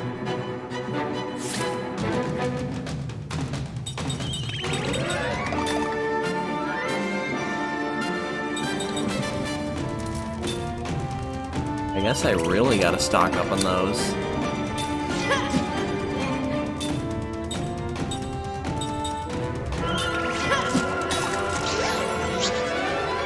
Okay.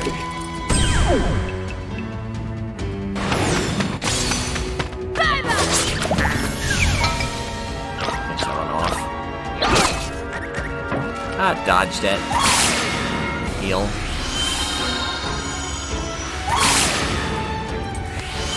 I feel like I have something that can confuse enemies. I should try using it. Ba-bam.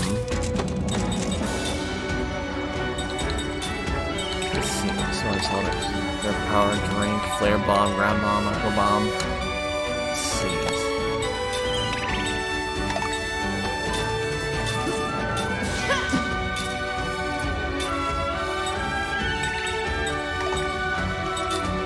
Okay, what was it? I think it was...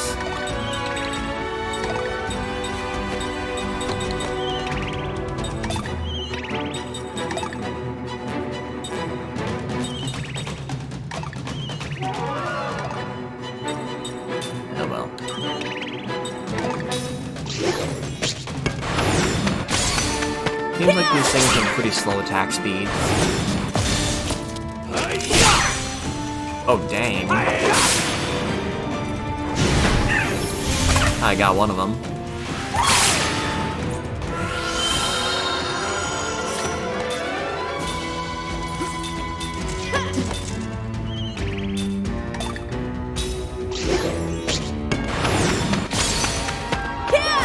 Slice.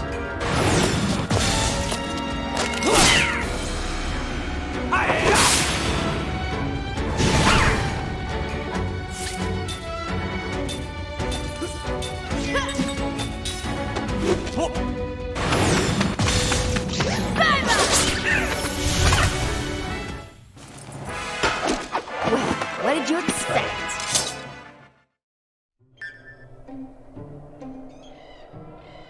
I had to go to the bathroom. Really? Pardon me, I have to go to the bathroom.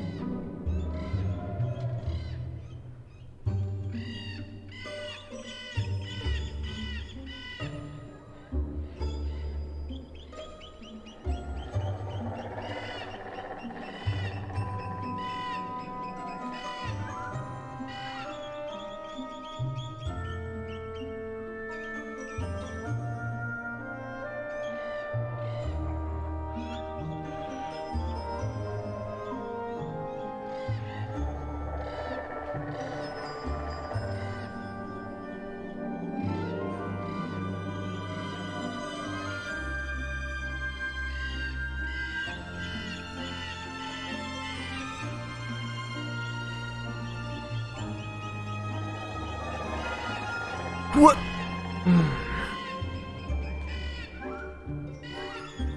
Crimson Forest Maze of Gloom.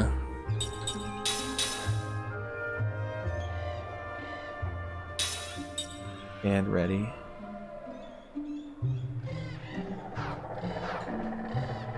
Ah, yes.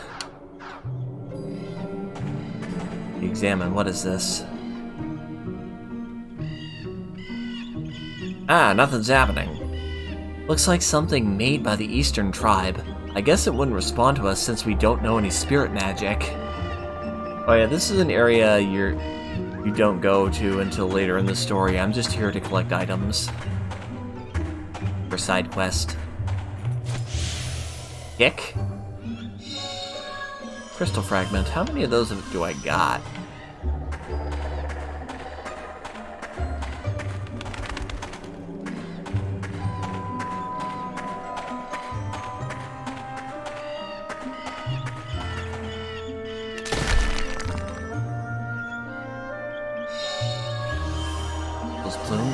Ah, yes, thank you for the redeem.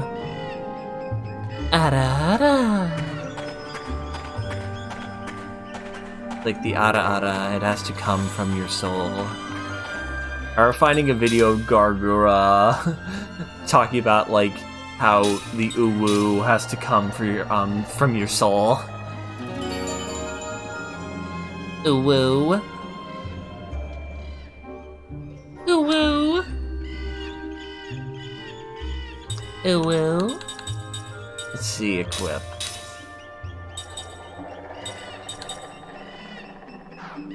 I wonder if an item in the item shop that'll block that one status ailment. Go back to Numara.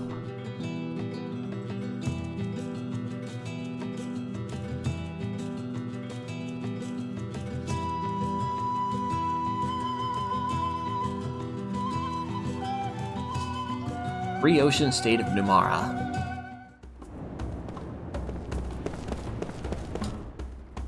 How's everyone holding? Oh, they're looking good. They must have healed when they touched the save point.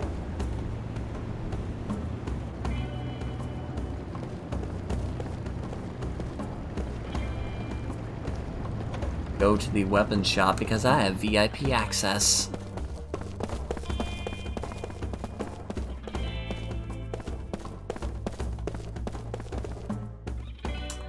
What can I help you with?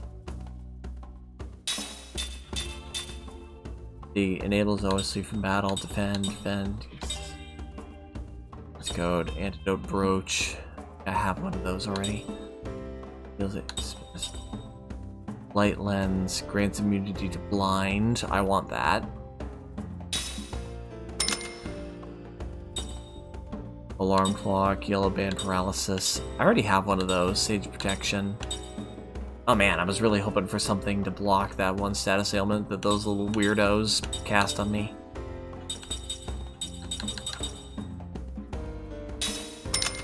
Oh well, I'll get that.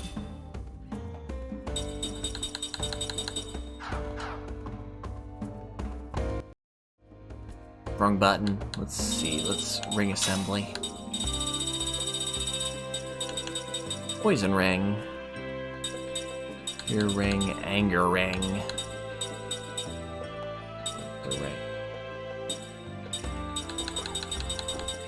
Beast ring, jamming ring, magic ring, aim ring, power ring, Kello ring.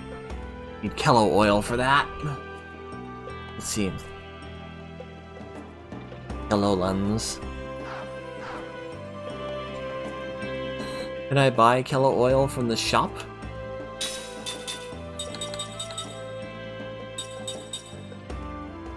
Mana fragment. Buy some of these. Buy some of these.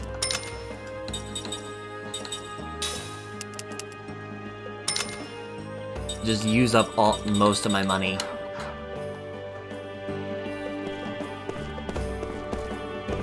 I guess I could always do that one side quest later. I'm gonna say ring assembly. Flame ring, wind ring, earth ring.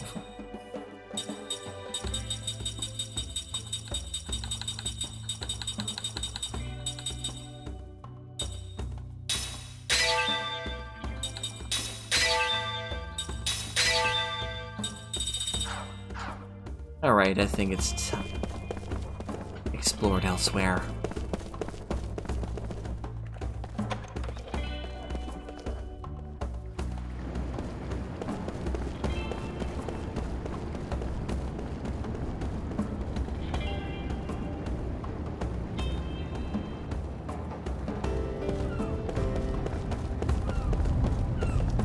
I want to check to see how many I actually was able to obtain. Let's see. I'm still not feeling it right now. I'm sure I can make something if I had some crystal fragments from the Crimson Forest. Oh, I know. Maybe if I could get 19 more, given the crystal fragments. Oh, you brought some in for me. This is not enough. Oh, I know. Maybe if I can get 13 more. Alright. I will come back to that forest later.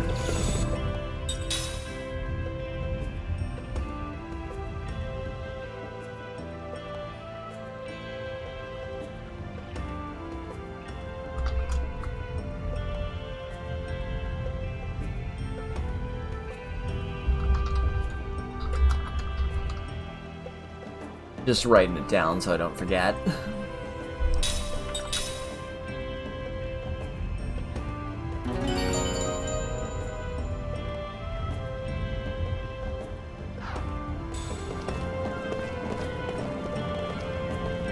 This canal flows. I've already talked to you.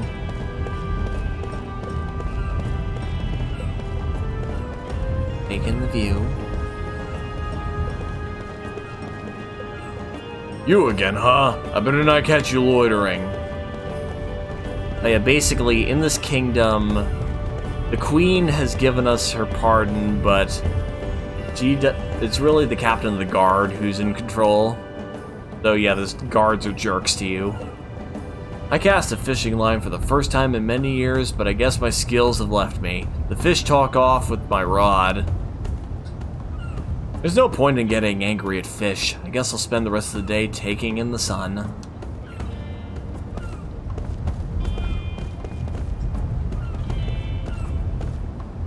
You see how wide this road is? That's so military vehicles can cross it after exiting their base in the port.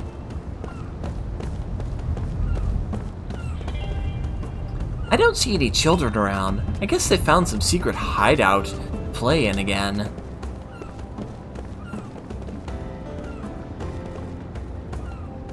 Got people going on about the Queen and the General right now, but me, I don't really care about anything like that. Numara is a peaceful nation. It's not like anything will change even if we get a new leader. Let's see. Here's this kid. My mom asked me to go buy this thing, but they don't have it here. Aw, man, do I have to go all the way to the other street? I'm scared of all the people there. See what's back here.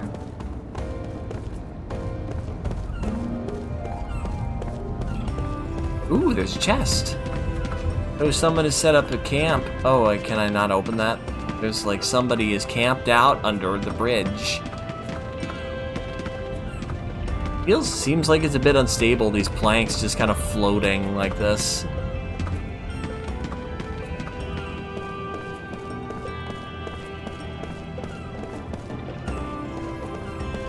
There's nothing back here?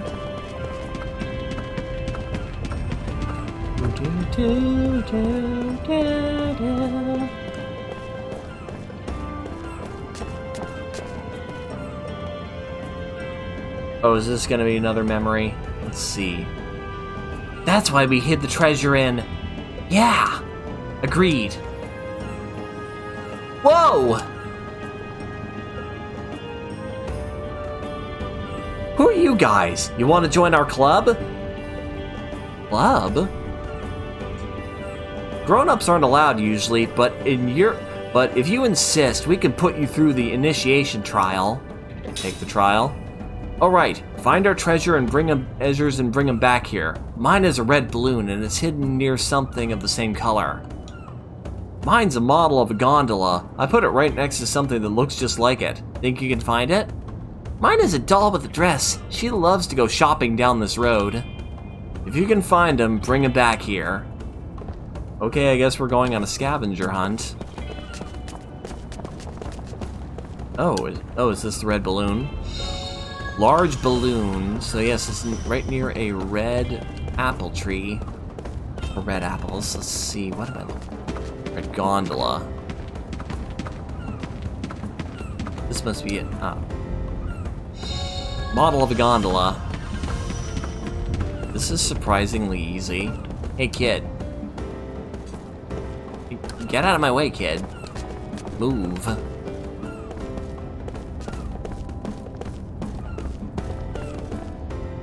Whoa, that's quite a lady you've got with you. Isn't it great to be attractive? Are you having fun? Yes, let's see what happens if I say not really. Oh really, huh? So getting the ladies isn't all that fun after all. Yes. Sure got it easy. Me? I'm not asking for the world. I just wish I was a bit more popular with the ladies. What are you doing in the old town? If I catch you in any funny business, I'll slap the cuffs on you just like that. Oh, this must be Dolly.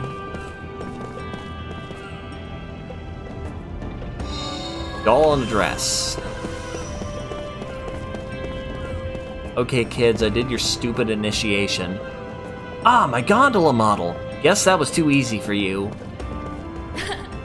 Bingo, that's my balloon. Nice work. You found my doll! Wow! Huh? You found all the treasures. Well, I guess you'll be the first grown-ups to join our club then. And here's your proof of membership. I found this in the trash can over there. Pretty cool, huh? Don't be shy with it.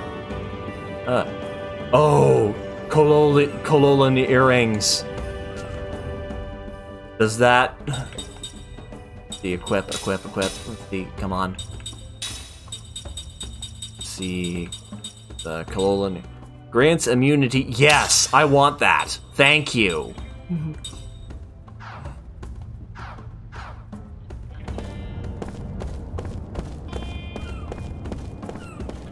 All right, so now that I'm part of your club, oh, is this? Oh, memory. Is spoiled Kurumin and hey, wait up! Huh? You're not my brother. I'm sorry. My sister must have caused some trouble for you.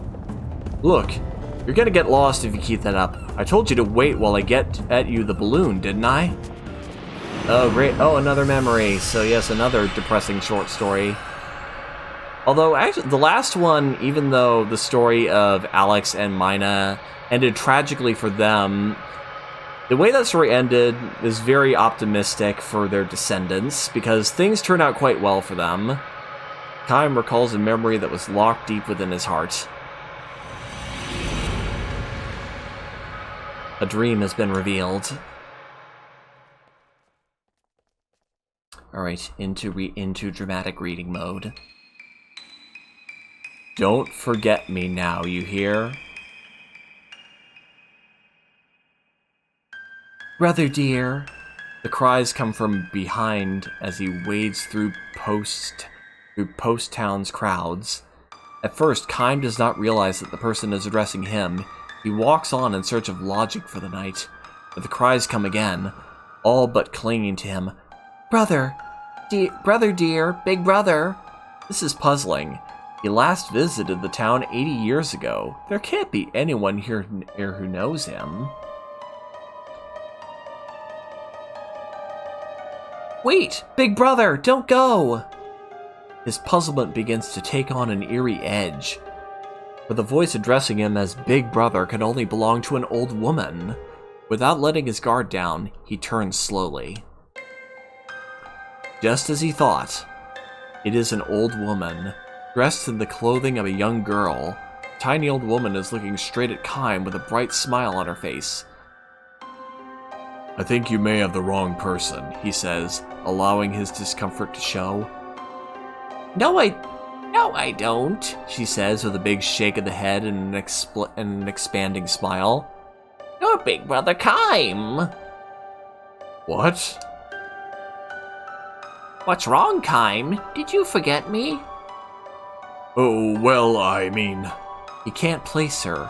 Even if he were to succeed in doing so, he knows he has no acquaintance in this town. He wonders, could this be a chance re-encounter with someone he once met on the road? But no, he is sure he doesn't recognize her. And strangest of all, why should this woman who looks old enough to be his grandmother address him as Big Brother? Don't pretend you don't know who I am, Kaim. You're so mean. She yells at him loudly enough that people in the crowd stop and stare at them. It is not just the fact that she is shouting, of course. People always have to shout to be heard in these crowded streets. That alone would not attract attention. The old woman's voice is different from a normal adult yell. It's like the innocent, unrestrained cry of a little girl who throws her whole body into her scream. People turn shocked expressions on the old woman and quickly avert their eyes. Their dismay is understandable. The old woman has her stark white hair tied up with a colorful ribbon, and her dress has the same floral pattern and floppy sleeves as the little girl's. Many of the passerby look at the old woman with a mix of sympathy and pity on their faces. Gradually, Kaim begins to comprehend the situation. This old woman has simply lived too long.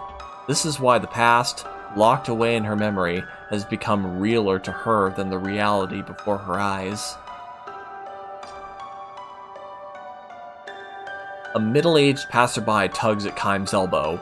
If I were you, I'd just walk away. Don't get involved with her. She'll be nothing but trouble. It's true, said the wife by his side, nodding. You're a stranger here, so you don't know, but this old woman is senile. You can ignore her. She'll forget everything in 5 minutes. They may be right, but the fact is this old woman knows Kaim's name. In the little girl part of her mind, she thinks of Kaim as her big brother. He tries probing his distant memories. He spent no more than a few days here so long ago. He got to know very few people, and there can't be any of those left who still remember him. When Kaim goes on standing before the old woman, the noisy middle-aged couple becomes indignant. You try to be helpful, and what does it get you? Snorts the husband. Let them work it out themselves, adds the wife. Let's just go. Which they proceed to do, winding up her voice for maximum shrillness. The old woman calls out to them as they walk off in a huff. Don't forget me now, you hear? In that instant, Kaim's memory makes the connection. The old woman greets his look of recognition with an expression of joy. Do you remember me now? She cries. I'm Shoo-Shoo. It's me, Shoo-Shoo. He does remember her, a little girl he met in this town 80 years ago, perhaps 5 or 6 years old at the time. She was a precocious little thing whose lack of shyness with strangers came from her being the daughter of an innkeeper. Somewhere along the way, she had probably picked up a phrase she heard someone using, and so whenever a guest would depart after a number of days at the inn, instead of the standard goodbye or thank you, she would see the person off with a smile and a cheery, Don't forget me now, you hear? Don't forget me now, you hear? Only now, when he is suddenly able to see the girl beneath the wrinkles, Kaim must avert his gaze from the old woman's face. What's wrong, big brother? He cannot bring himself to look directly at Shoo-Shoo's vacant stare. 80 years have gone by. What can they talk about when a man who never ages meets a little girl from the distant past who has aged too much?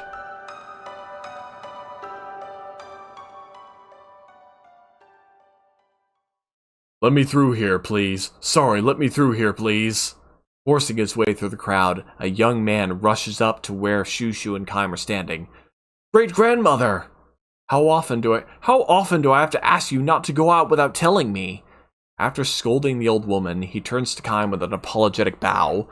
I'm terribly sorry if she's been a bother to you. She's old and getting senile. I hope you can forgive her. Shoo-Shoo herself, however, angrily purses her lips and demands to know. What are you talking about? I'm just playing with Big Brother Kaim. What's wrong with that? She peers at the young man and asks. Fuck off. Oh.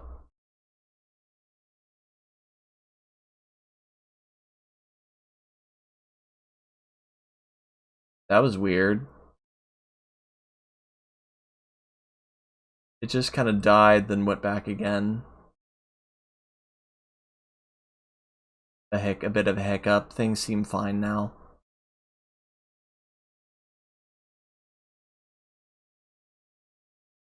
Never mind. Oh, it's trying.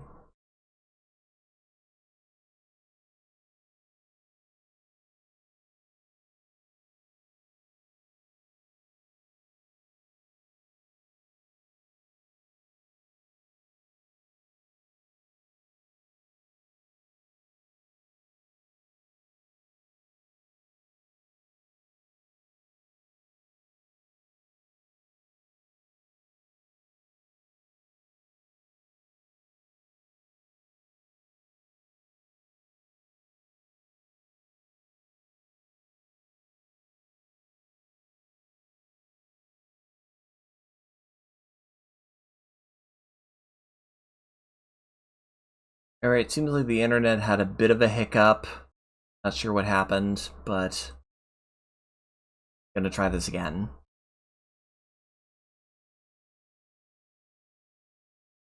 Alright, where were we? Let's see. Shoo-Shoo herself, however, angrily purses her lips and demands to know, What are you talking about? I'm just playing with Big Brother Kaim. What's wrong with that? She peers at the young man and asks, Who are you? The young man turns a sad gaze on Kaim and begins to apologize again. With a pained smile, Kaim stops him. Kaim knows that, in times, it can be sadder and more heartbreaking for a life to be prolonged than for it to be cut short.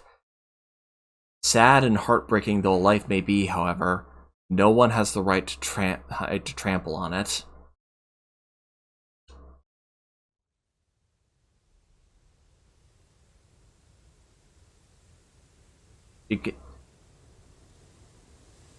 She just can't seem to get it through her head that she's old. Even if I hold a mirror up to her, she asks, "Who's that old lady?" The young man, whose name is Cache, further explains the situation to Kaim. She might forget that she ate breakfast, but her memories from childhood can be clear as a bell. Kaim nods in silent understanding. Cache and Kaim sit on a bench in the town plaza, watching Shushu pick flowers. She's apparently making a floral wreath for her long-lost big brother.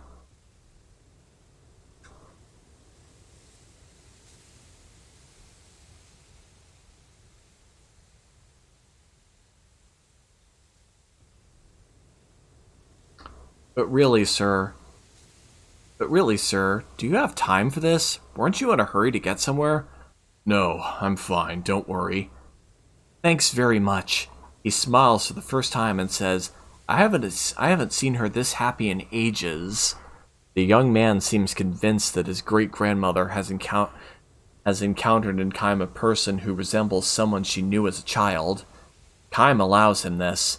He knows that Cache cannot, and need not, imagine the existence of a person who never ages.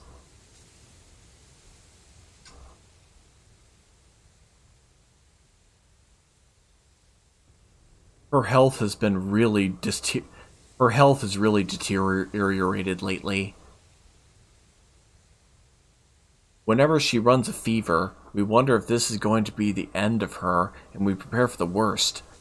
But then she springs right back. Sometimes we joke that her mind is so far gone she's forgotten to die. Kaim sees the young man in profile. Kasuke. Maybe it's Kasuke? Kasuke has a gentle smile on his face as he speaks of his great-grandmother. No doubt, when he was little, she used to hold him and play with him. Grown up now, Kasuke watches over his great-grandmother like a parent watching his own child. He calls out to her, "That's nice, great-grandmother. I haven't seen you weave flowers together like that for a long time." Squatting in the grass with a fistful of flowers, Shushu answers, "That's not true. I made a wreath for him yesterday." Then she says to Kaim, "Isn't that right, big brother? You wore it in your hair for me, didn't you?" Kaim cups his hands around his mouth and calls back to her, "I certainly did. It smelled so nice." Shushu's face becomes a mass of joyful wrinkles. Overcome with emotion, Kasuke bows his head. Kaim asked Kasuke, "Are you the one who takes care of her?" "Uh-huh. Me and my wife, Cynthia." "How about your parents? Or even your grandparents? Are they still living?" Kasuke shrugs and says, "I'm the only other member of my family left alive." His grandparents both died in an epidemic 20 years ago. His father lost his life in the war that enveloped this area 10 years ago. His mother, Shushu's granddaughter, aged more rapidly than her own mother, and the lamp of her life was snuffed out 5 years ago.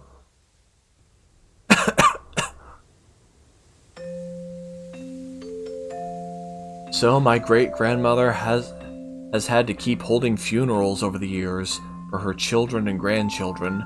Before we noticed, she had become the oldest person in town.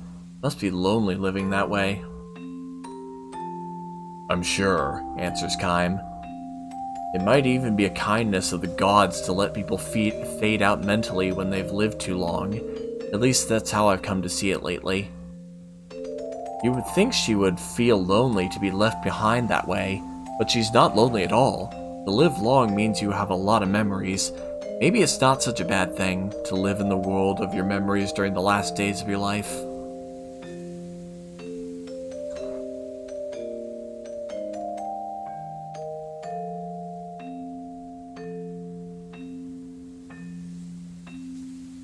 Shushu stands up, her arms filled with flowers. Big Brother Kime, I'm going to make a floral wreath for you right now, and if I have any flowers left over, I'll make one for this other person too. Kime and Kasuke look at each other with bewildered smiles. Why are you smiling like that? Shushu asked. Are you two friends now? She opens her wrinkle-ringed eyes in surprise, giving the two men a joyful smile, and collapses into the grass.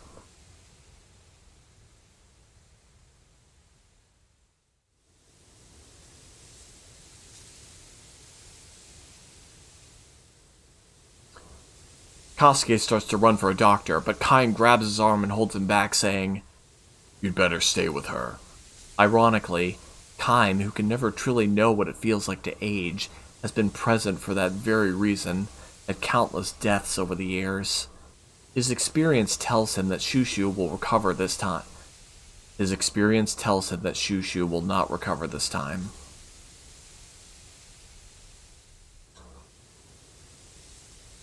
Shushu is lying on her back, where she has fallen, her armload of flowers now spread over her chest.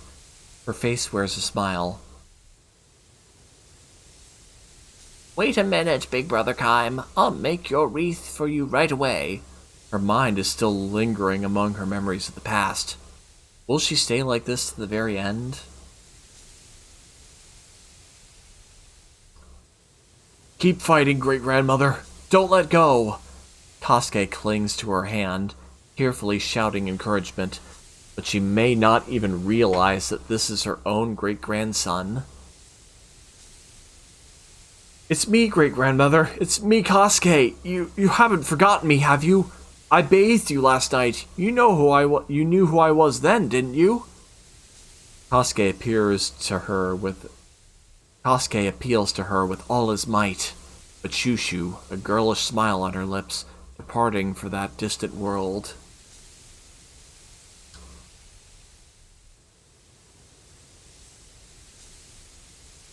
I'm going to be a father soon, great-grandmother, remember?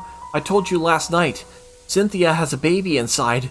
It's going to make you a great-great-grandmother. Our family is going to grow. Another person with your flesh and blood. Still smiling, Shushu grasps one of the flowers on her chest in her trembling fingers. She thrusts it towards Kasuke, and in a voice no more than a whisper, she says, Don't forget me now. You hear? Kasuke doesn't understand. Indeed, how could he know the little phrase she always used to speak long before he was born? Kime puts his arm around Kasuke's shoulder and says, Answer her. I know what you mean, great-grandmother. I won't forget you. I will absolutely never forget you. How could I forget my own great-grandmother? Don't forget me now. You hear? I won't forget you, great-grandmother. Believe me, I'll always remember you. Don't forget me now. You hear? Shushu closes her eyes and lays her hand on the flowers on her chest, as if groping there for something. She seems almost to be trying to open the door where the memories are sealed.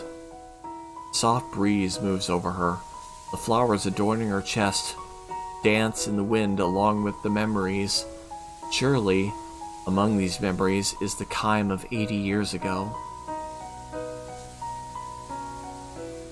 Kime snatches at one of the petals dancing in the wind, closing it in the palm of his hand. Shushu will never open her eyes again. She has left on a journey to a world where there is no past or present.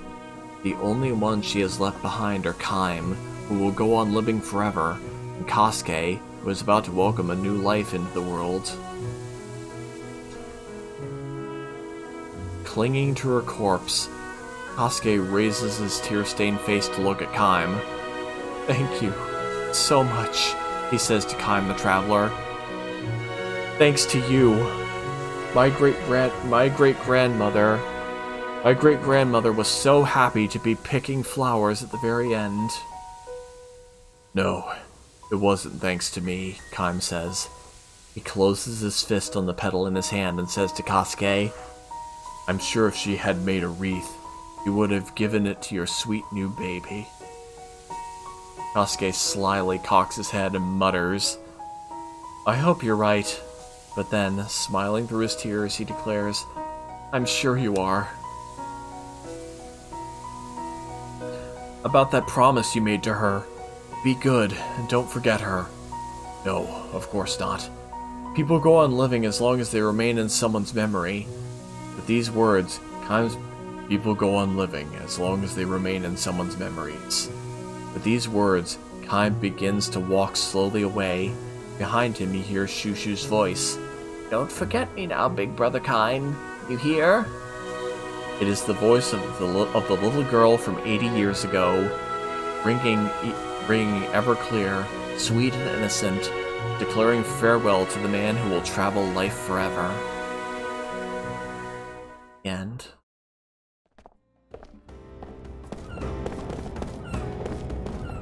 How many of these dreams do I have?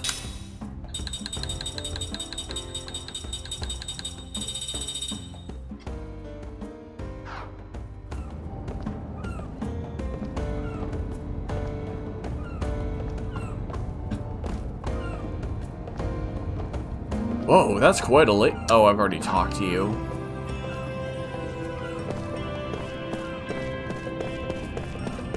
Hey, just kind of wander around and those memories just pop into your head.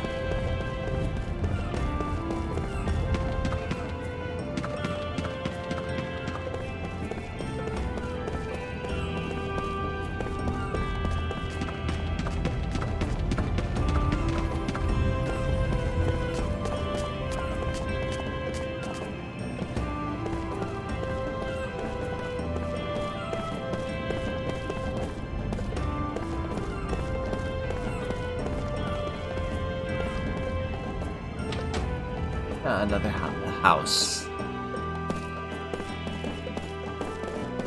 Cattleya family house. Healing herb.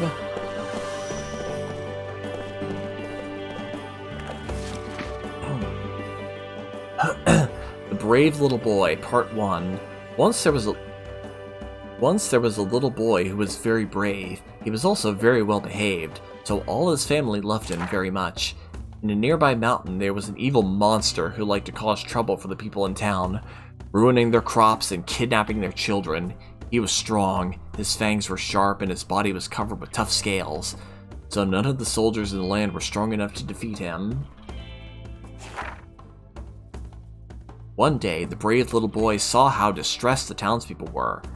"Why is everyone crying?" he asked his mother. "Evil monster kidnapped the princess," she answered. "Why was the princess kidnapped?" the boy asked. The mother likes little children and beautiful princesses the most because the monster likes the little children and beautiful princesses the most because their meat is soft and succulent," answered the mother. "Why isn't anyone helping the princess?" the boy asked. The mother answered, "The soldiers tried to rescue her, but they were all killed by the monster." The monster was one of the strongest in the land, who when every soldier in town banded together to fight him, he just opened his enormous mouth and swallowed them up, all at once. "But mother," the boy exclaimed, "doesn't he have any weaknesses? The monster has no scales on the tip of his tail," mother said. "And when you touch it, they say it pains him terribly." But the monster is crafty, and he never shows his tail to anyone. He always keeps his enemy in front of him. Upon hearing that from his mother, the brave little boy had a brilliant idea. To be continued.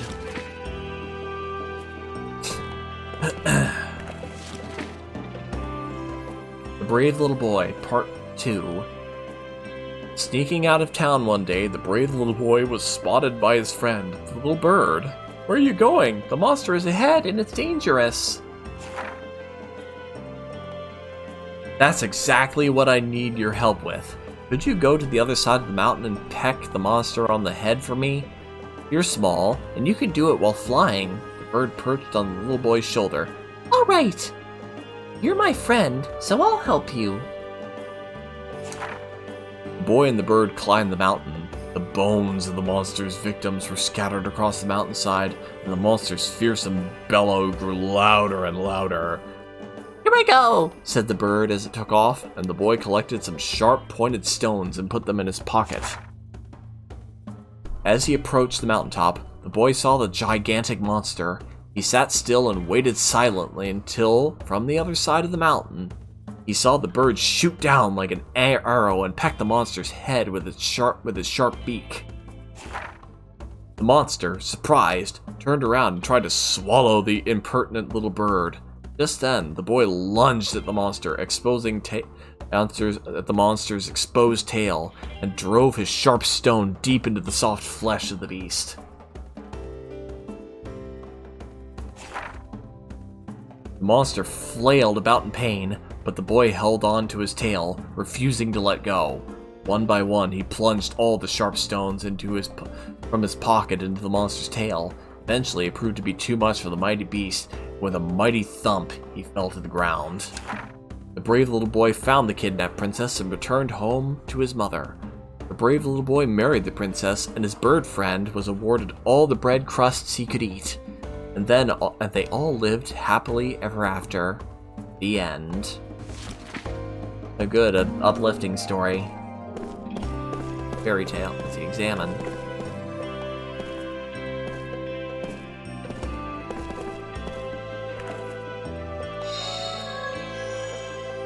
Blinding powder. Shh, be quiet. Mom will notice me. Look at this picture of the monster beating up a knight. Boy, if I ever see a monster with fangs like this, I'd be in trouble.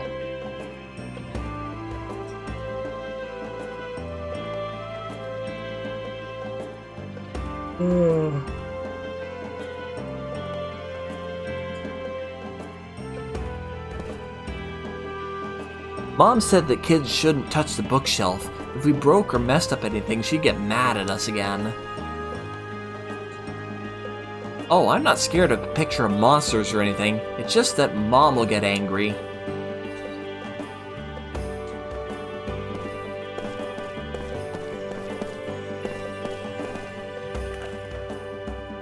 Plumb the pot for its insect innards.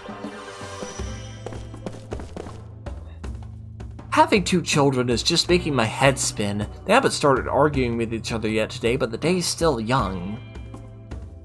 Those kids are always picking up stuff and hiding it around here. If you find anything strange, just take it with you, alright?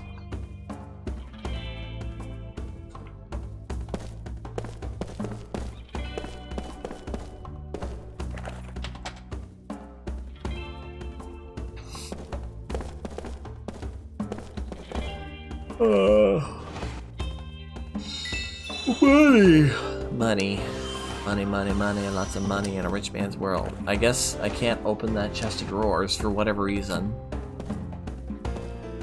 Oh, now I can. Got more money.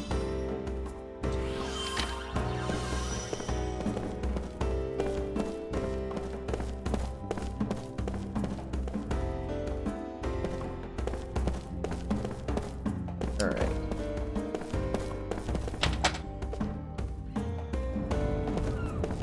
Let us continue. General Kanakis turned the port into his personal army base. He forced the Queen to go on that voyage with him. He thinks he's so special. General Kakanis just ticks me off in the worst way possible. He's so arrogant and pretentious that it rubs me in all the wrong ways, let me tell you.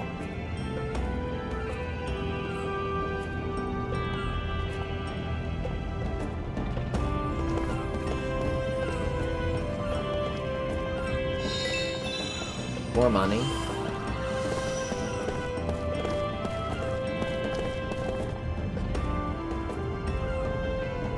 Watching the river flow makes you remember all the years that have passed by. I wonder what someone like the Queen would see, looking on this river with her 1,000 years of memories.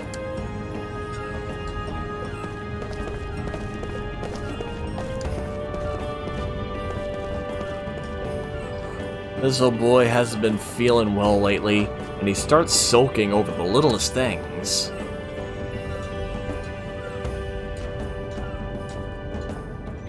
This old boy, the drawbridge, I mean, he's my best friend. I'm worried that he hasn't been feeling well lately.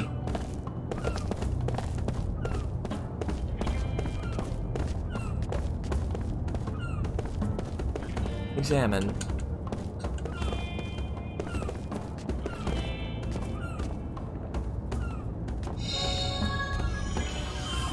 This is turning out to be a more laid-back stream.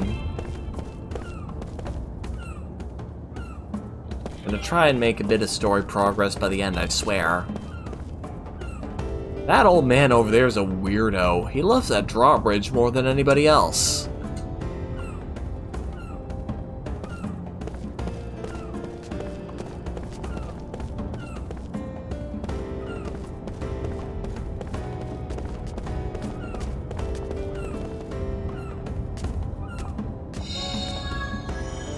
Poisonous bones.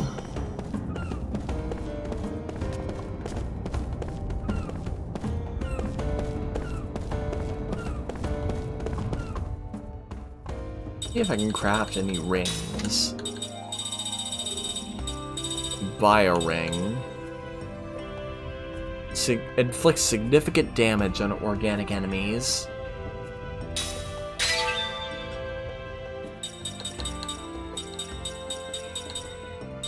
Poison Ring Ultra.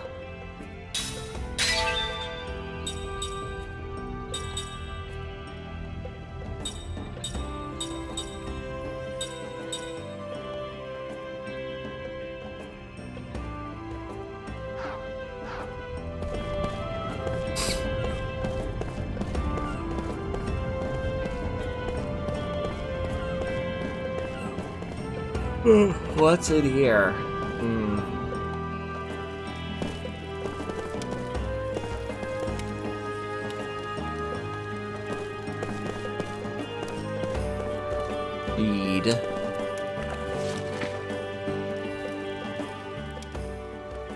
The Eastern Tribe Campaign. Under the rule of its 1,000-year-old queen, Numara, Numara enjoyed an unprecedented period of peace. The hypercurrent served as a barrier against outside invasion, and Her Majesty's policy of peaceful coexistence served to strengthen the nation. Numara first faced danger 500 years ago when an eastern tribe wielding powerful spirit magic sent a massive force into Numara.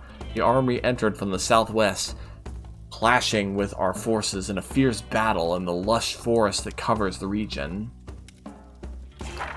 This battle dealt a severe blow to Numara. Although it is hard to imagine now, at the time, only a small handful of people, including Her Majesty, had magic abilities. The magical power source itself was still weak, and much of magic's inner workings were still a mystery. The Eastern Tribe used its spirit magic to engage in warfare in ways the Numarans had never imagined. As with black and white magic, spirit magic takes advantage of a mysterious unknown power, but its basic principle and methods are far from similar. In the end, the battle concluded with Numara's victory after Her Majesty reluctantly made use of her arsenal of black magic. The forest was soaked with the blood of Numarans and Eastern tribesmen, with countless dead on both sides buried where they lay. The battlefield, known today as the Crimson Forest, is now home to a legion of wandering spirits. Her Majesty, concerned with the danger that the forest poses, has prohibited entry into the woods ever since.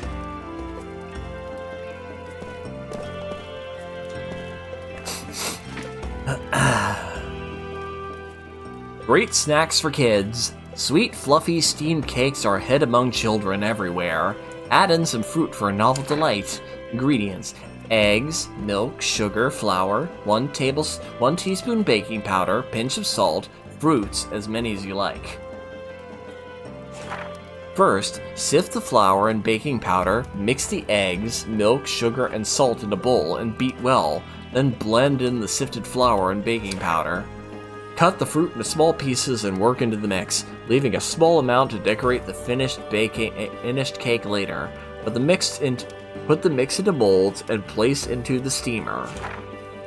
Put in a toothpick and check if it comes out clean. If it does, the steamed cake is done. Dress it up with various colorful fruits to dazzle your children. Best served hot with tea. I wonder if you can actually make that. Kinda nice.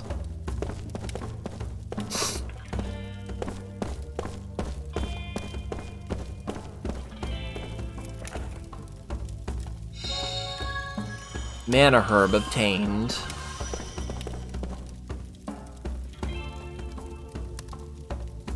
I don't get it. Why on earth does my wife have to gripe about everything?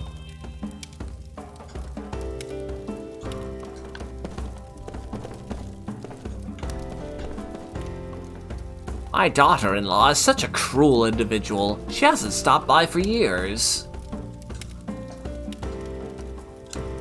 My grandkids are all grown up, so you'd think she would have time to visit. Oh, I just know that girl was trouble.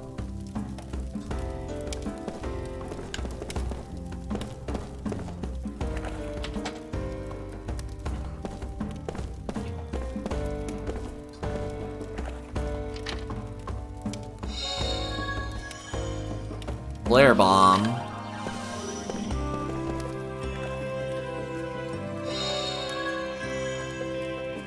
What? 4 mighty carapaces obtained.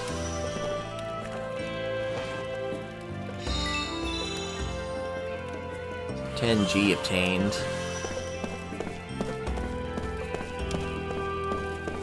Alright, got a bit of a history lesson. Learned a recipe for fruitcakes.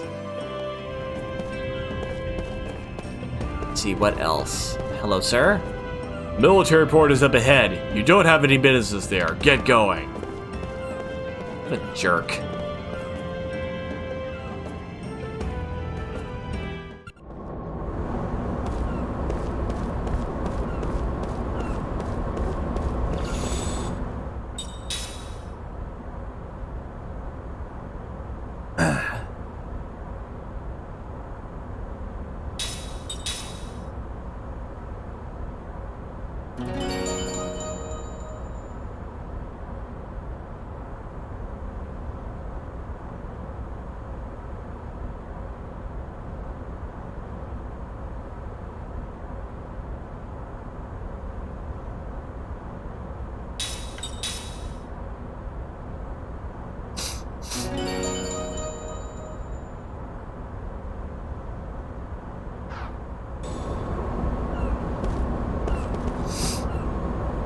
Those good-for-nothing soldiers have no concept of value whatsoever. They think my prices are too high. What a bunch of fools. Yeah, the military does buy a lot of stuff from me, but they're still a bunch of penny-pinching whiners. Drives me nuts.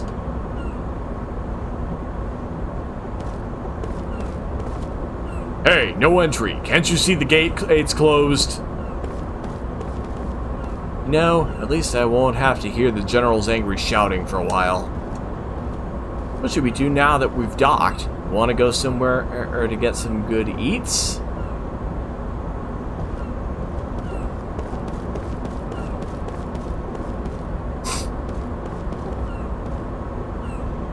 Until a few years ago, everyone could use this port, but then the general took over and turned it into a military facility. Bah!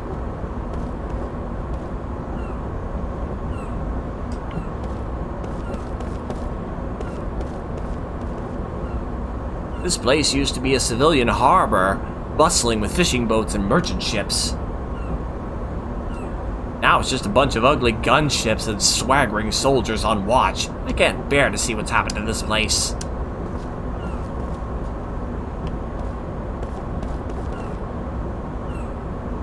I've been on this long patrol since the morning. My legs are starting to get real heavy, I tell you.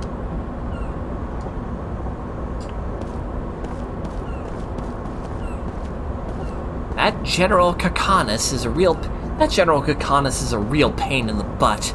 If anyone hears me saying that, I'll be in trouble.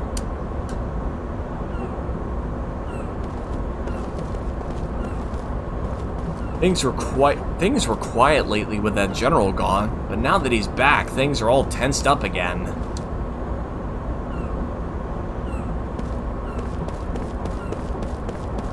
Tensed up butthole. I wonder, Port of Numara, what happens if I go, I wonder what's there.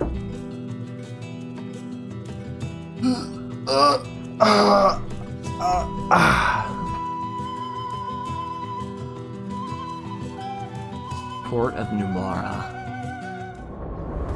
Oh, this just goes back here. Okay, so this is just this place. Okay, so, never mind. Drawing camera shifts, hello. Why is someone as talented as I forced to patrol like a dog?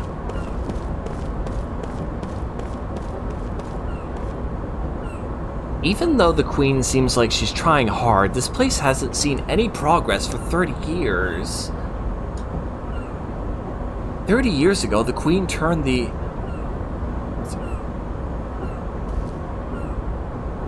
Arthrosaurus to stone and saved the city, but she couldn't remove the fear from the people's hearts. Up ahead is the site of a disaster that happened many years ago. Oh, you won't find me anywhere near that place.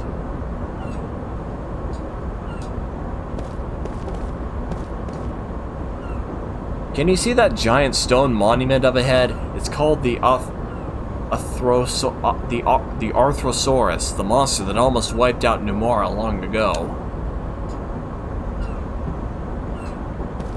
Okay, let's check it out. Sounds like fun.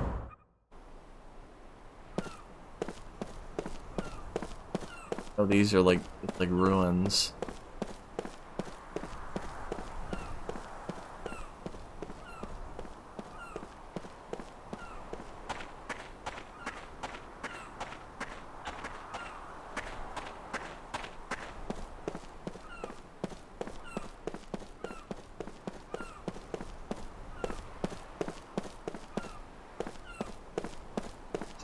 Ah, it's a treasure chest.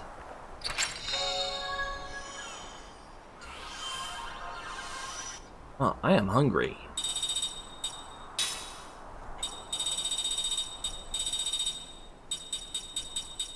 Make another poison ring.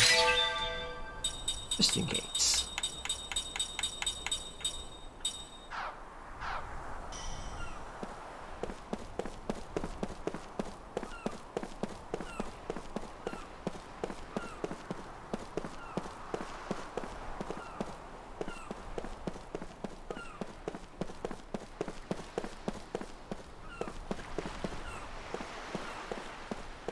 Hello, children.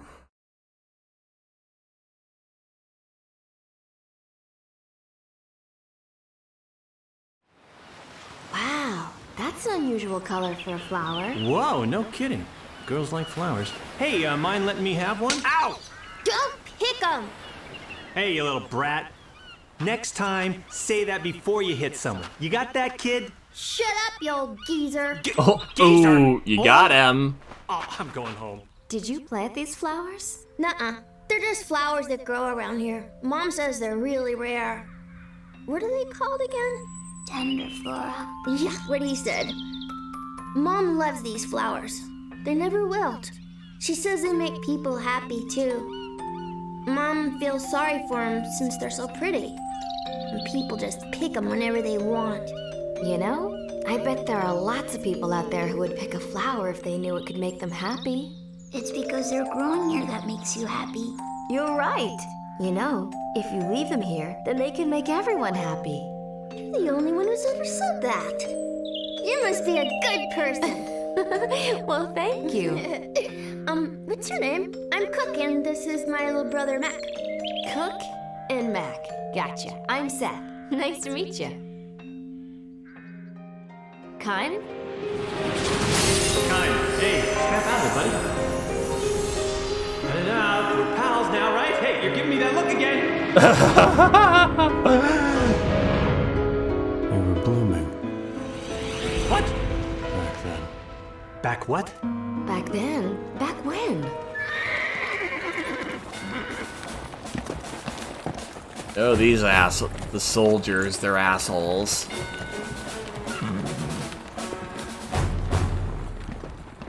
Check it out.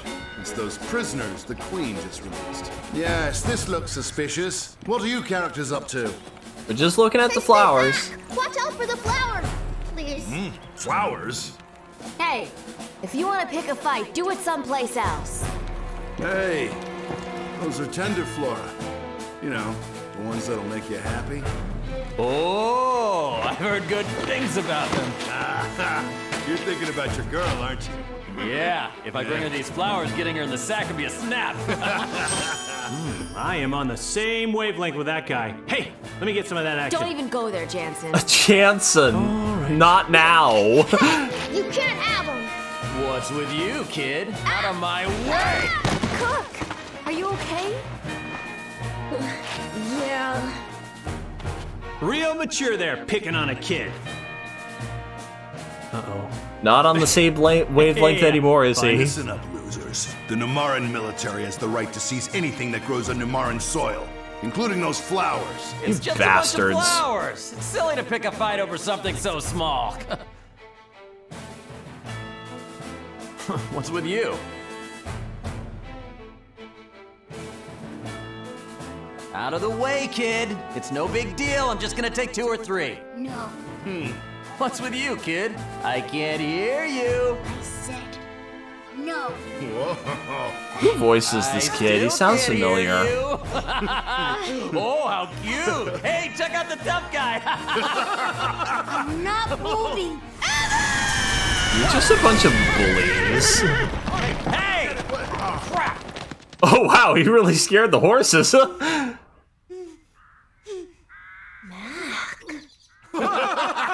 It's hardcore. What the hell's got him so worked up? Hey, we could use this kid as the official flower guard. We've got quite the crew of strangers and brats here, eh? Why don't all of you get lost? You're mucking up Numara. Get your hands up here! Oh damn. You idiots are the ones who should get lost. Your breath is so bad, it wilts the flowers! Cook. Oh, not bad. I like that. Good choice of words. Very nice. Good. Loved it. Hey, you little brat! That's not how you address a Numaran soldier.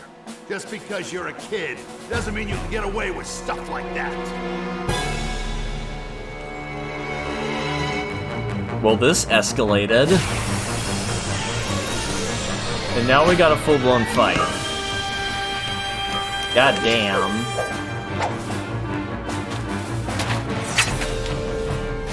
I wonder how long your chivalry will last. Alright, let's see. These guys don't have any weaknesses, so I'm going to swap out some equipment. Flame Ring Ultra. Where's the fire-powered ring? Fire damage, slightly increased attack damage. I'm gonna try it. Keep that equipped.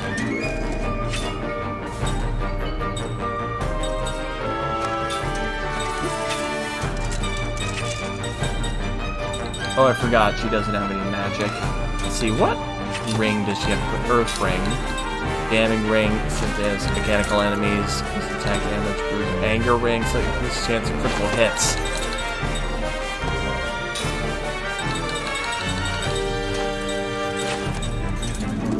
Oh, Poison Ring. I will poison them.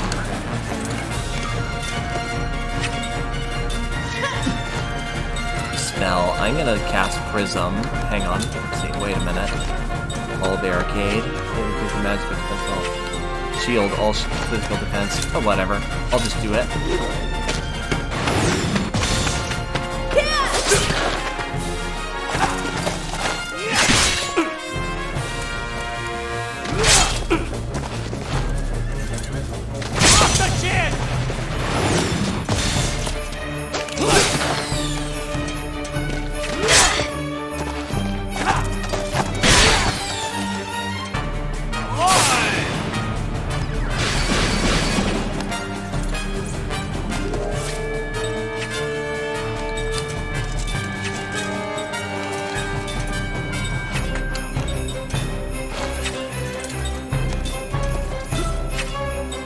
Let's see if I can poison that guy. Let's see, spell black magic.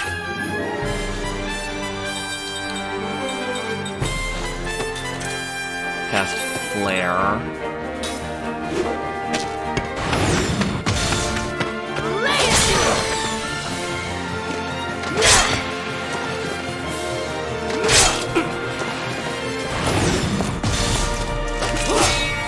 Oh, we guarded.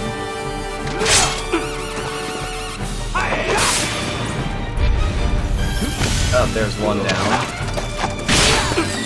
Ow.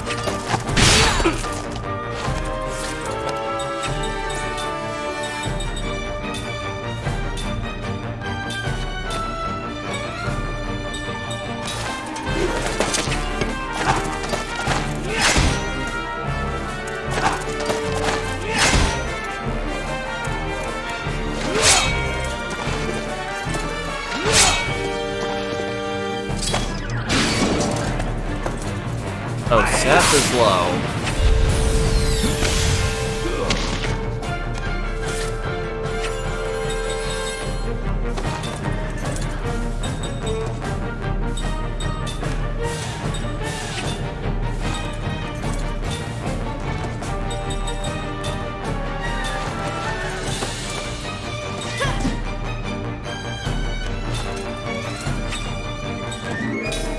Should probably heal Kime too.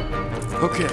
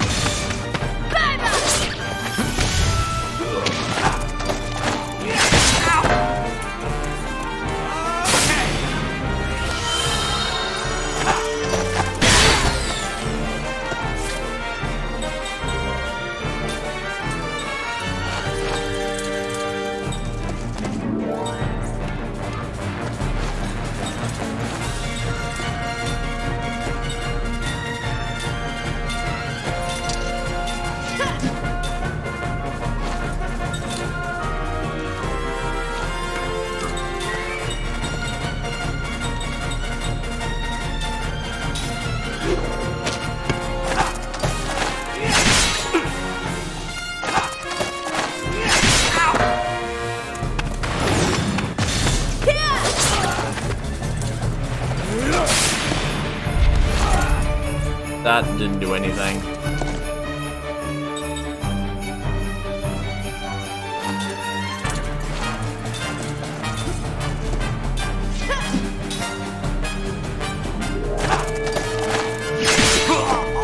Come on!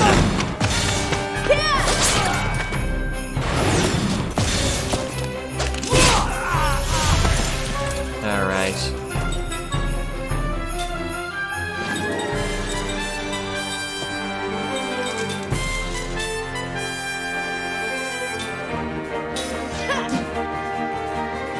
Okay. That was close.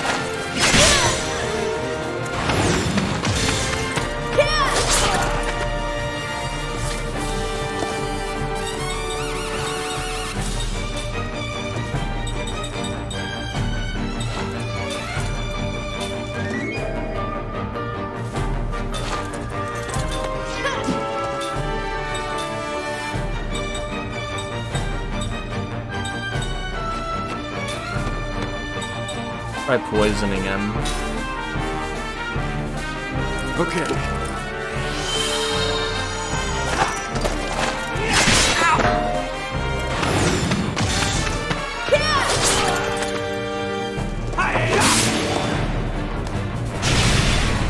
That did not work. This is all for some fucking flowers.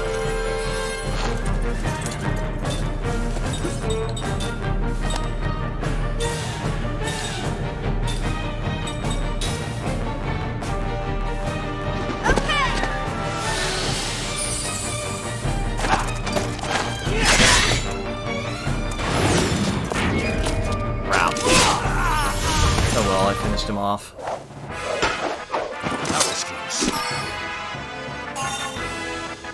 Seth learned anti-poison.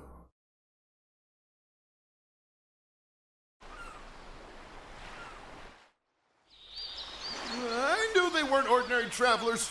We'll find out who you really are one of these days. Don't you forget it! Yeah, we'll remember whatever we want, stupid. Wow, Stupid. You guys are all so strong. Well, we've been doing this for a while. These guys haven't lived as long as they have for nothing, you know. We want to thank you somehow. Right, Mac? How about we bring him home? Home? Yeah, we don't have much, but we'd love it if you came to our house. That sounds really fun. What's the plan, Kime? Let's keep moving. Oh, come on. It'll be fine to rest for just a little bit, won't it? Yeah, Kime, what's a day or a week, month? Come on. Please? Please. How can you say no to that face? Well, that settles it. Why are you in such a rush? You got nothing but time. Kime.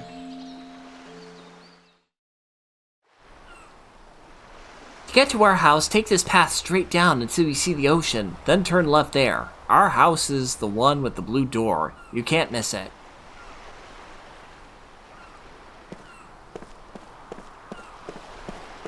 And the game will not let me trample the flowers. Hang on a sec.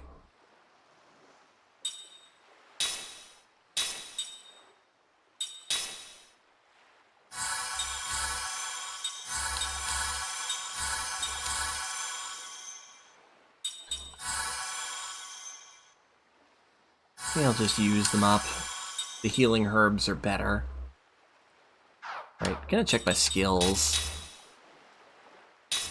Price attack boost, increase magic and physical attack power during critical HP set. Black white magic, treasure analysis, actual analysis. Oh, that's useful. Crisis defense boost, steal.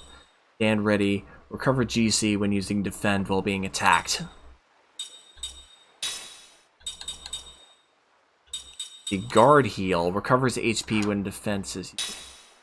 That.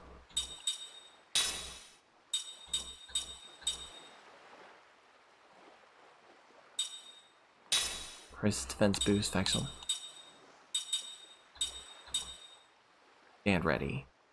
And using defend while being attacked. So I guess maybe if I cover. Let's see.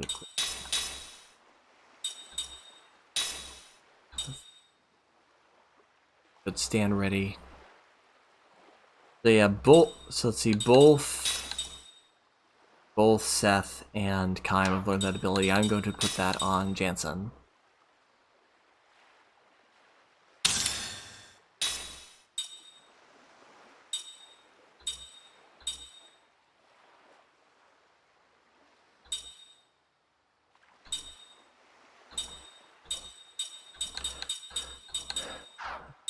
Okay, still learning that. Learn to cure poison. Platinum. Let's see. Recover HP when defend is used.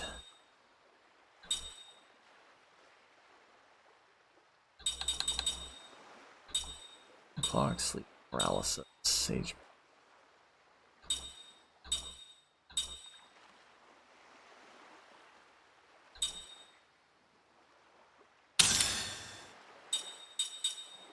Okay, I want to learn those abilities. Up there. Hard.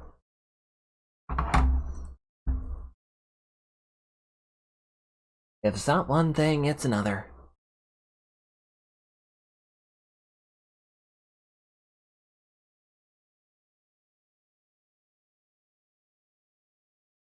Hide.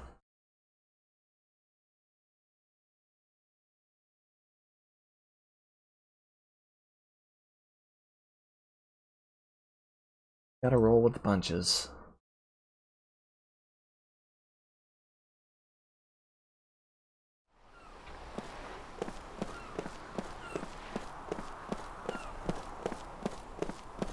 We gotta roll with the punches to get to what's real. A fucking...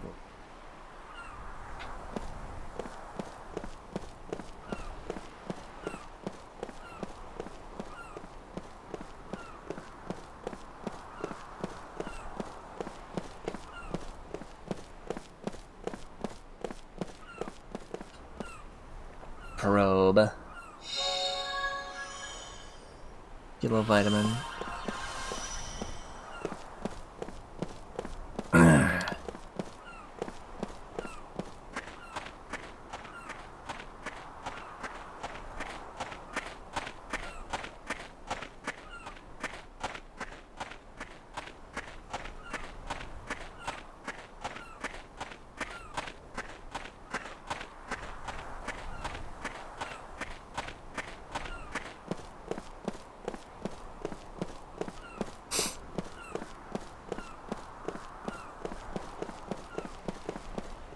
Oh, there's the big stone beastie.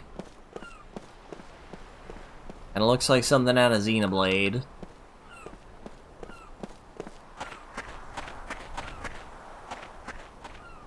Probing. One hard skin obtained.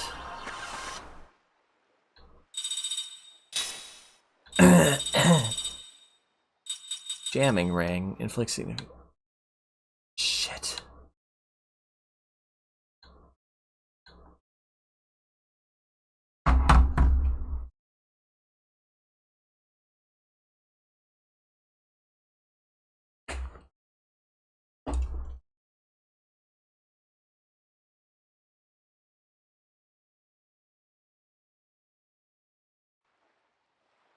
Gonna make another jamming ring. Jammin'. Jammin'. I should just make 2 of everything. Jamming ring.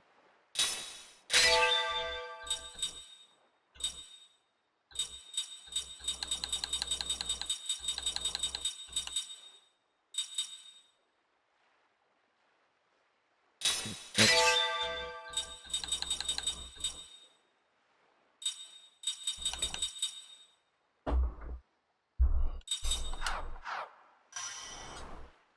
What rings do I have equipped right now?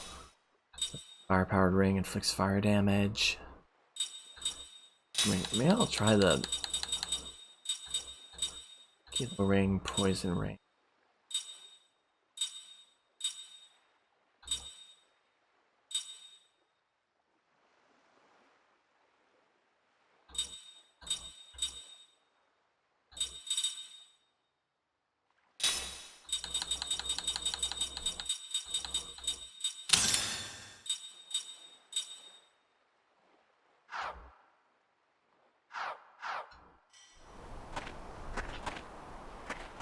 Can I get that little hut? No, I cannot.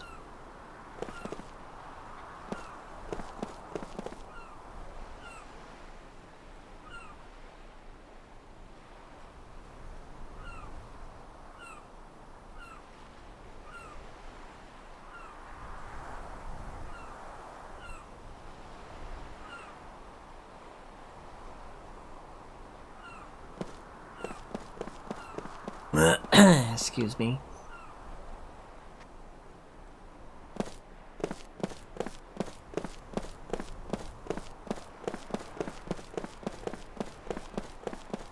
Ooh, this is an interesting place.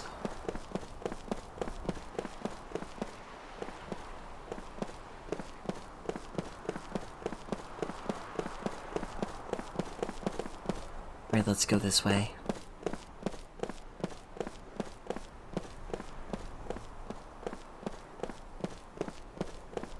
Damn it. Oh. There's a pit-pot in the pot. Give it 18 seat total 31. Took something out of the pot.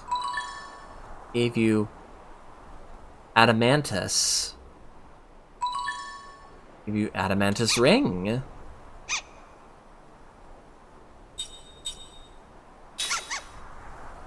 It looks not enough items. It looks regretful. Okay, so I got a new weapon, I guess. Adamantus. Oh, it's a long sword forged from the hardest adamantine ores.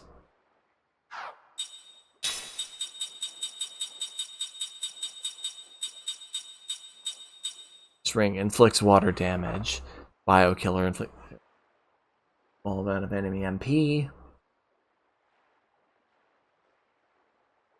Equip it. Why not?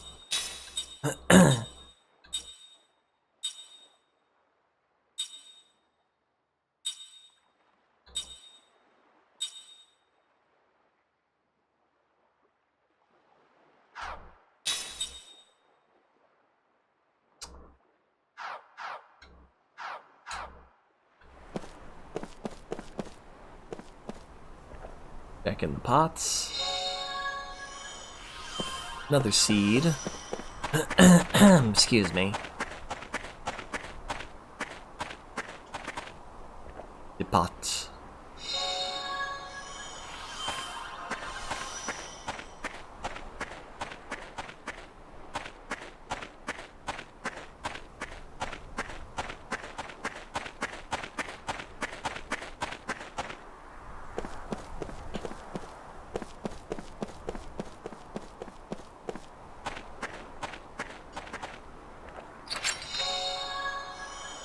Alright, Slotsy.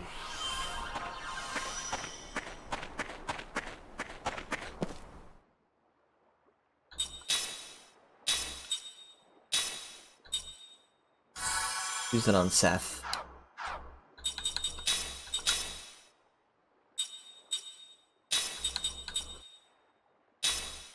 See, white magic, black magic. See, treasure analysis, anti-poison.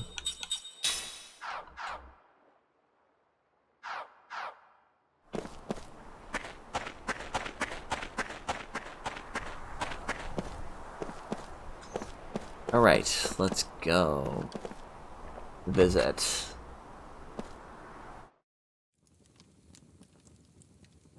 Cook and Mac's house. Read. The medicine you ordered is in this package. However, I must remind you that this is meant as pain reliever, not as a treatment for the disease itself. I know you are not prone to fits of despair, so I will be blunt.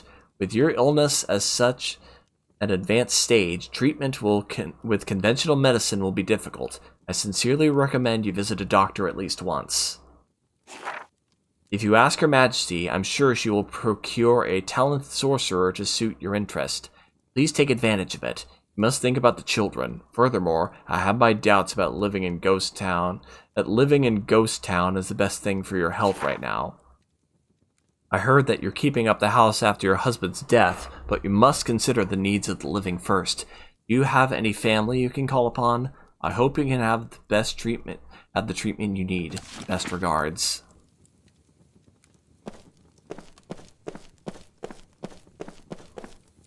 There are drawings on the wall. Fancy chest. Hello, London.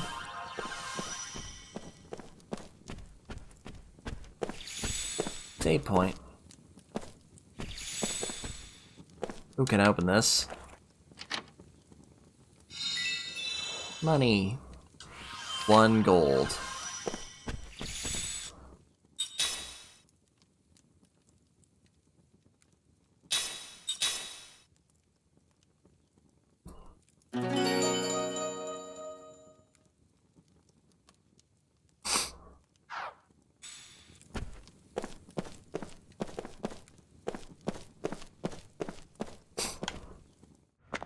Hey, Mom! Mom, we're home. Mom, we brought some guests. Is she sick? Looks like it. Good afternoon. Hey there. I need to blow my nose.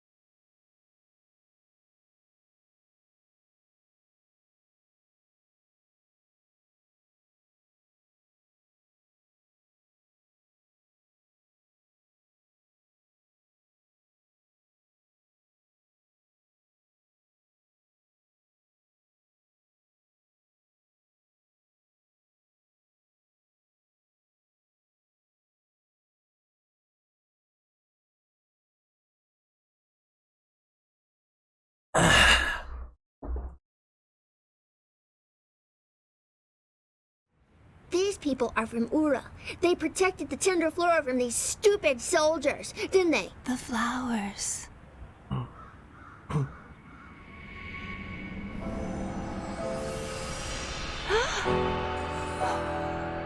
Huh? What's wrong? Mom? The flowers. They've let me see you one more time.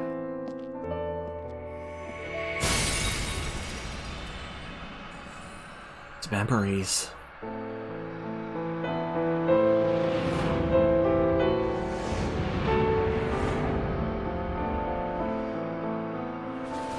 His daughter. They brought us together.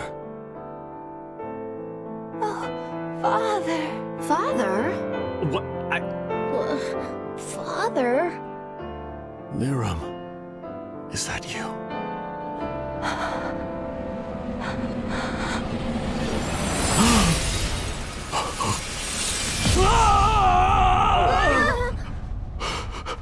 Father.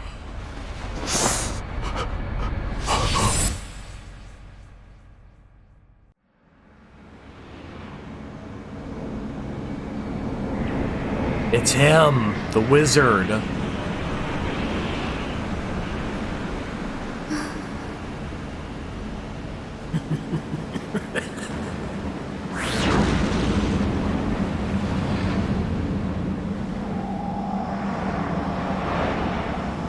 Liram! Liram.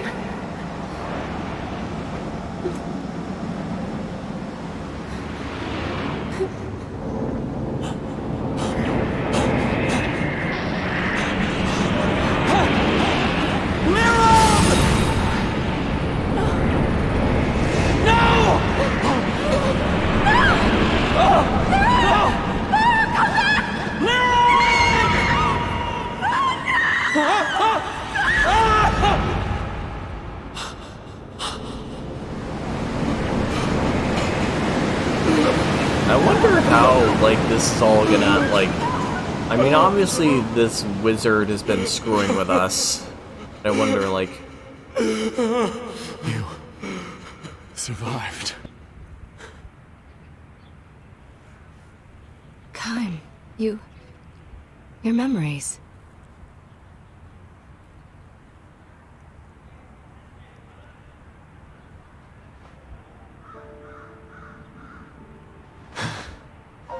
What is it? Why are you looking at me? You talking to me? Gungora. Oh yeah, Gungora. That's his name. Gungora was there. He's the bad guy. Gungora. Reunite with our daughter. I've missed you so much. I'm so sorry. I couldn't save you myself. Is Mom? I don't know. I haven't seen her since. Sarah. I have to find her. She doesn't even know you're alive.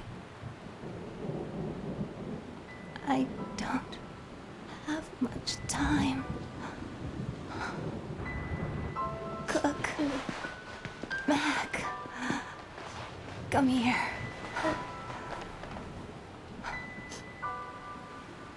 Listen, both of you. Kime here is my father. I know he looks very young, but he is your grandfather. The one I've told you so much about. Your dear treasures. I've been able to hold on this long because Some been Xbox. here.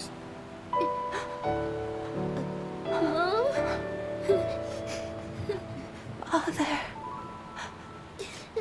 take care of them. Please. Oh boy. Of course. This has been a very sad stream. There's something I've always wanted to tell you. What is it? Oh, I guess it's one of those things where we won't know. I know, Liam. I know.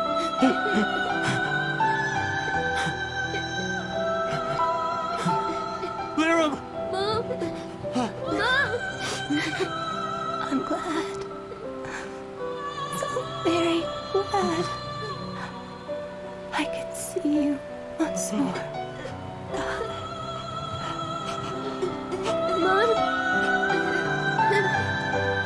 Liam! No, don't go. I'll bring Sarah here, I swear. Hang on, Liam. Mom! Mom! Mom, no!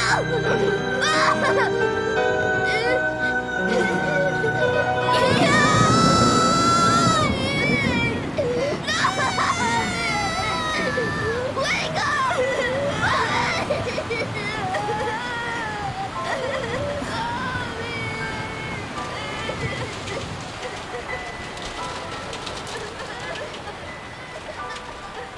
Game's fucking sad. Like, really sad. Just, like, really drives home just how awful immortality can be.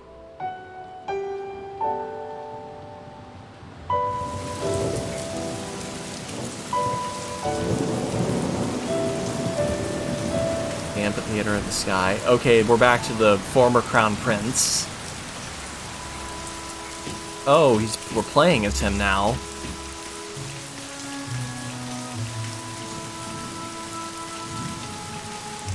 It is really coming down. You can't go up the stairs, apparently. Father, if only I had a fraction of your strength. There was still so much I needed to learn from you. I depended on your guidance even when you scolded me for my weakness. Father!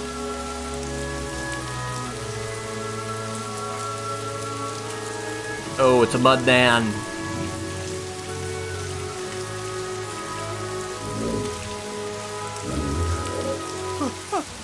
What is this?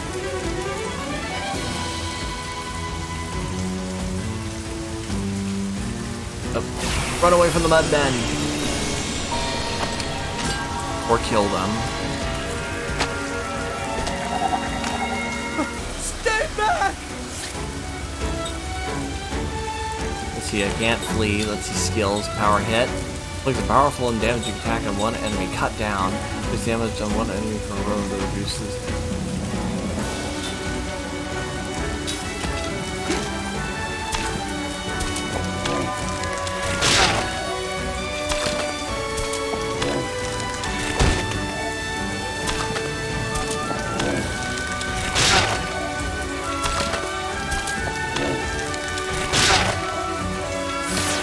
Cut down! Yourself.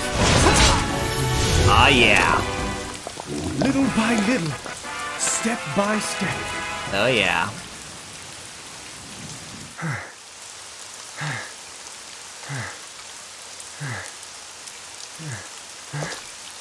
Oh, here's Gongora.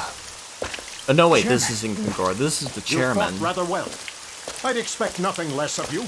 You were watching. Why didn't you help me? Well, I didn't expect a frail puppet like that to best someone of your blood. I sent it simply to test you. Huh?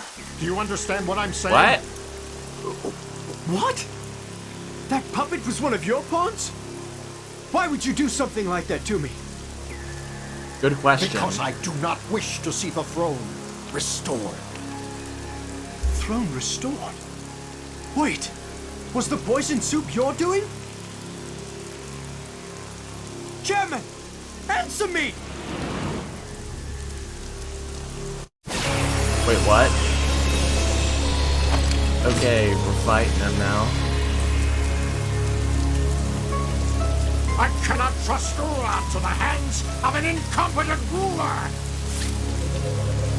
Inquire.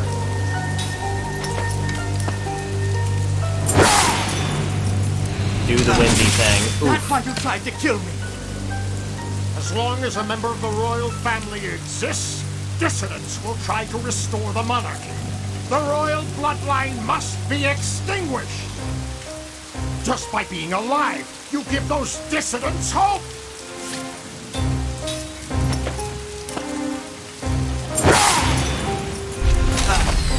I do not wish to have the monarchy restored, Chairman.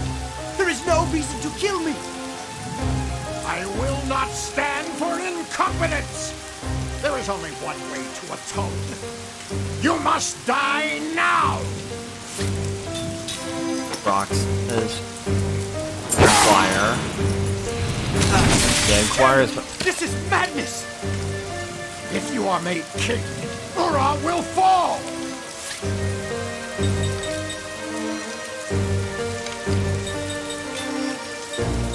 Power hit. I see no other way than to fight. Forgive me, Chairman.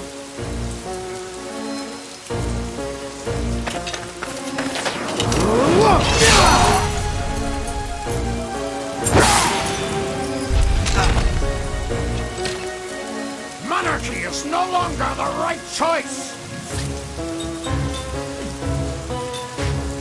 I'm gonna heal myself just in case. Yeah. It looks like healing items, when you take a healing item, you go first. Our people want a republic! See, I wonder if defending will... No good. Do you wish our country to suffer? No, I've said that multiple times.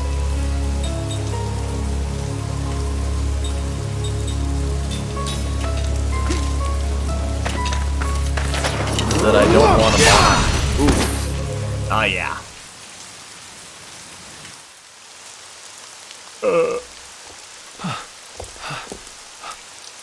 What have I done? What happened? Gongora!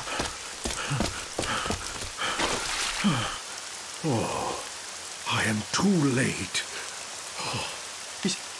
He's dead?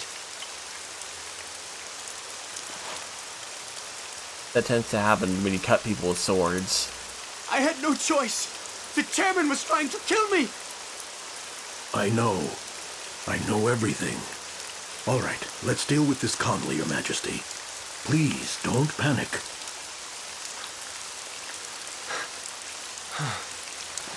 Wonder, did he put the chairman up to this? Was he mind controlling him? Roxian visited my manor earlier tonight. He spoke enthusiastically of his plans to prevent the restoration of the throne, to establish his own influence and such. Don't trust this dude. To achieve those ends, he said the first thing that had to be done was to ensure Your Highness's death. I sensed peril, and although I am under house arrest, I escaped my incarceration and came as soon as I could. But I was still too late. Because he was the one who made the mud never monsters. Had expected the chairman to try to kill you, even as deluded as he was. Gongora. Chairman Roxian died in an accident. You always come when I'm in danger. You are the only one I can rely upon. Your Majesty, I believe your late father watches over you and sent me to your aid. Father.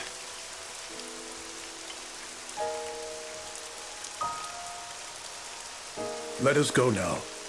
I will handle everything. Your Highness will not be suspected.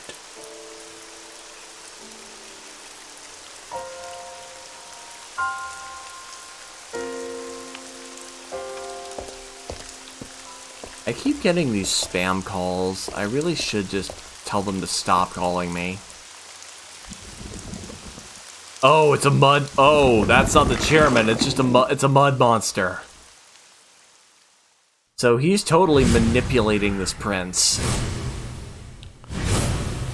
Oh, here's the real chairman. He's gonna kill it. This guy's gonna die for real.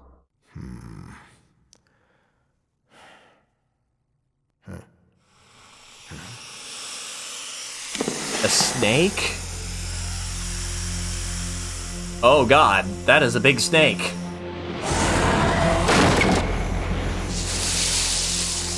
Seems a bit excessive to just send a big-ass snake to kill this guy.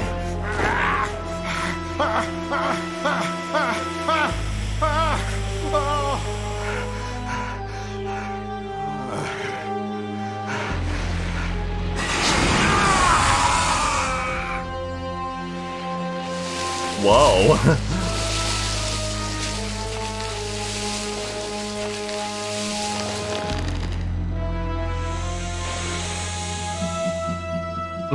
That was an interesting shot. It's symbolic. He's a snake.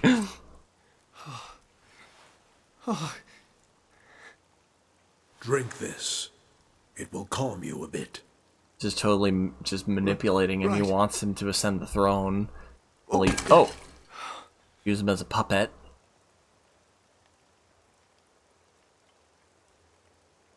What should I do? I've killed a man! Perhaps your memory is a bit muddled. It was an accident. Chairman Roxian passed away due to unfortunate circumstances. But... The chairman fell prey to a sudden illness.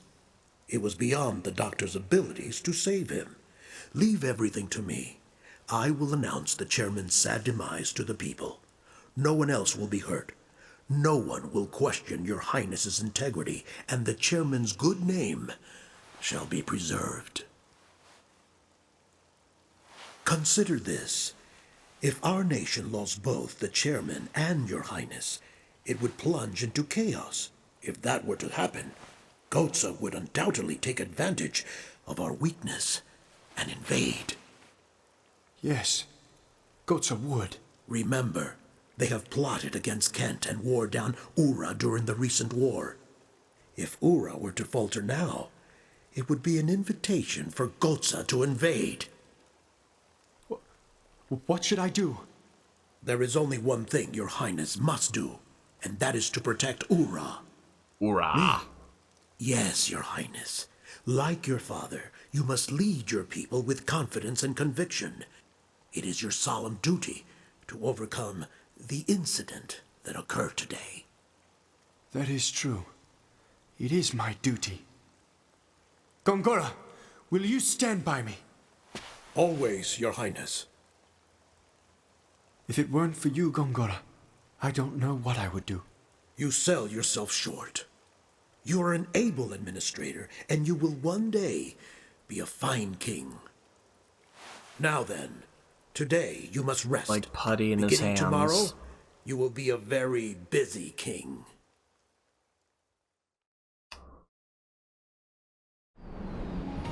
Time, Argonar. From this day forward, you are my servant. Give me a sign of your fealty.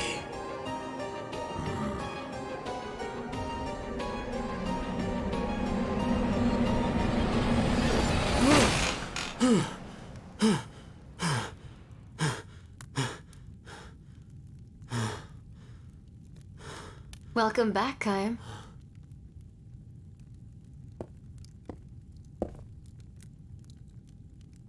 I think I'm gonna be sick. Starts. If Gongora wiped out our memories, he must be up to something. So he took our memories, instead of taking our lives. By taking away what was most precious to us, he destroyed our hearts and reduced us to empty shells. If he's willing to go that far, what he's after must be this world. The world itself. Yes. Ridiculous. Me, you, Gongora. I remember two others. One of them is Sarah. The other one is Ming, the 1,000-year-old queen who founded Numara. Does she remember? I don't know. Wait, was his When wife we an were immortal? released, we only got a glimpse of her face. I'm going to look for Sarah. Any ideas where to start? In my memories. That is true. The way you feel about people is different from memories. Feelings of love become a huge sense of loss when your memories are sealed. Those you've loved remain in your heart. You'll be able to meet her again, I'm sure. I've stumbled upon my daughter's death twice now. The first time she died, my heart was filled with despair. The second time she died, though, it wasn't despair that filled my heart. It was hope. If he won't die, I'll bury Gongora in so much pain he'll wish he was dead. We have all the time in the world. That's the hope that I live for. Liram helped me to live again. Ah, they all lived happily ever after. Kai, if the send-off tomorrow is too hard for you to bear... No, I'll see Liram off. He's spying on him. As her father.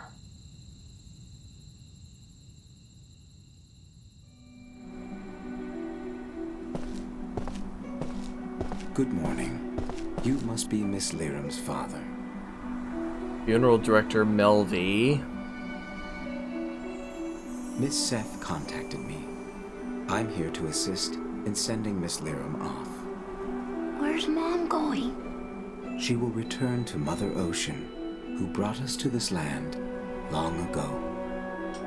Even though her body goes to the sea, you will still have your spiritual bond with her. Spiritual bonds? Yes, your souls as mother and son. Hang on, I want to check be the connected. voice cast. See. Even though the body may have gone, these bonds are eternal.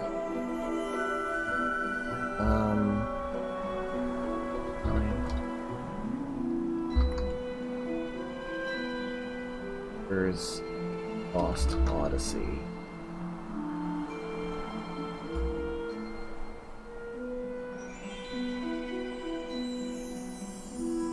Oh, someone's ringing the doorbell.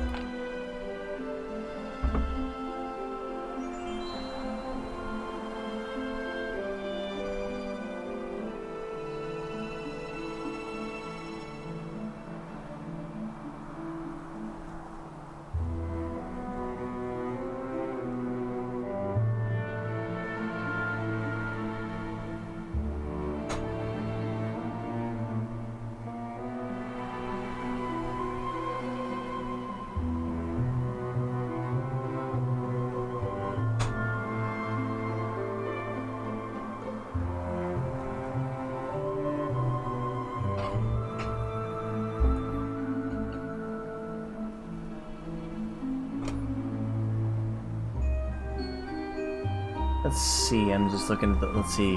Ah, Kime is Keith Ferguson. Oh, Mac is Nika Futterman. I knew I recognized his voice.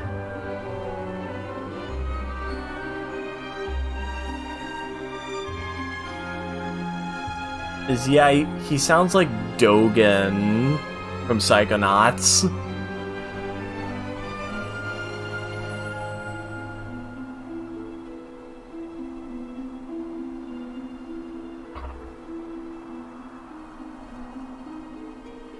I'll need the family's assistance to give Miss Liram a proper farewell.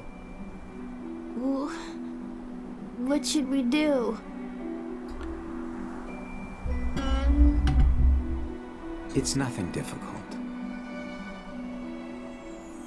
We'll need flowers to adorn Miss Liram and torches to light the send-off flame. I remember this bit. It was kind of just a I'll fetch get quest. lots of flowers, so Mom will look extra pretty.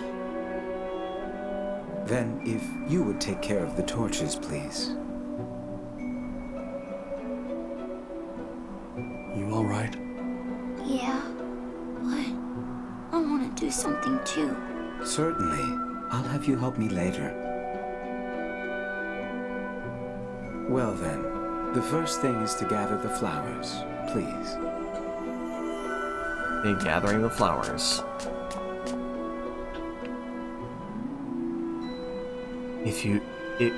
I'd like for you to gather about 10 white flowers as decoration for Miss Liram. Yeah, in this bit, this is just kind of filler. There's a flower. I could... Okay, that makes 1 out of 10 flowers he asked for.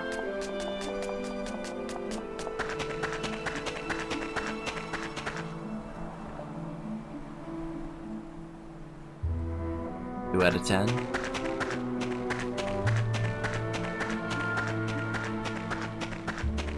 Going around picking flowers. I think later on you have to get sticks.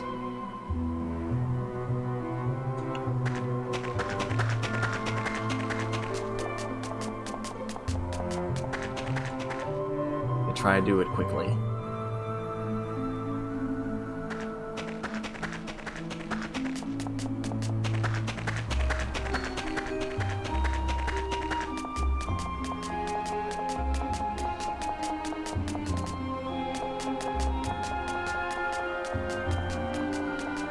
See any flowers down here?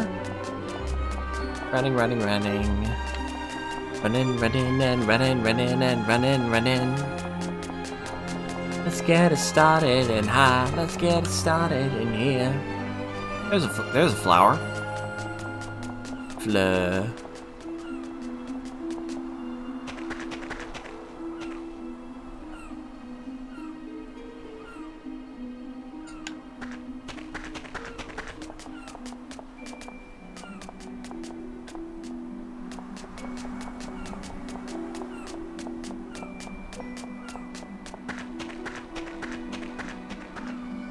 Flower. 6 flowers.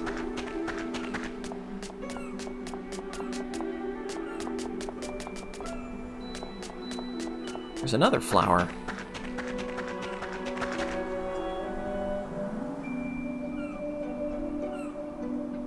Flowers. Ooh, can I fit through here? I'm small enough. 8 flowers, just 2 more left. Yeah, it's 2 more.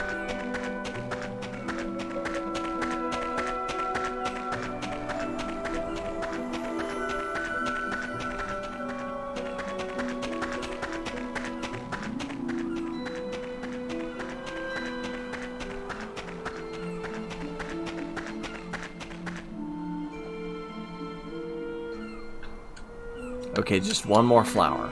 Almost done here.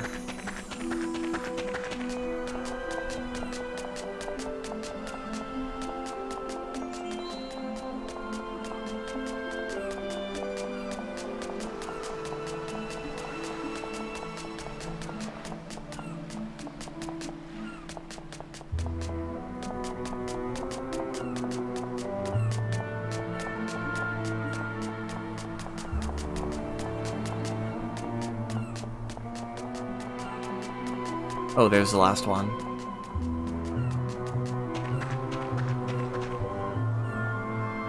Last flower. Okay, that makes 10 out of 10 flowers he asked for. Okay, this ought to be enough. These are the flowers we'll give Mom. And now I gotta run all the way back. And I think I also gotta collect the sticks.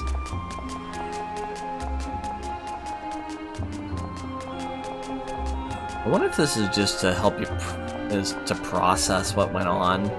This kind of seems pointless, like it's filler, just to pad out the length of the game.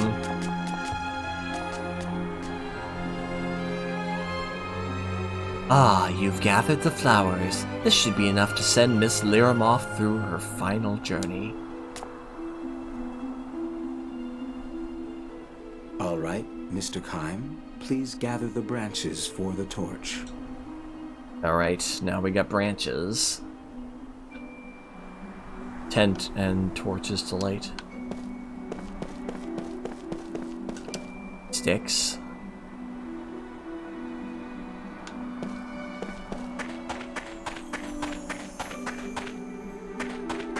More sticks.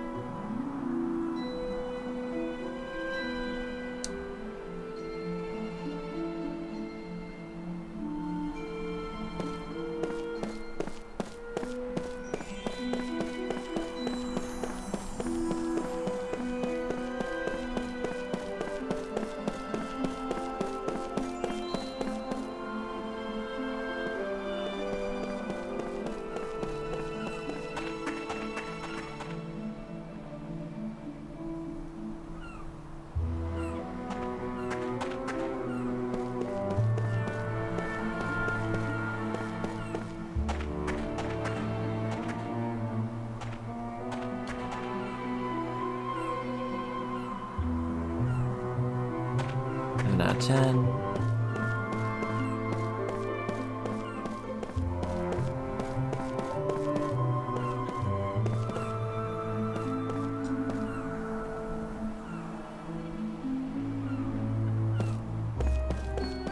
Here are the rest of the sticks.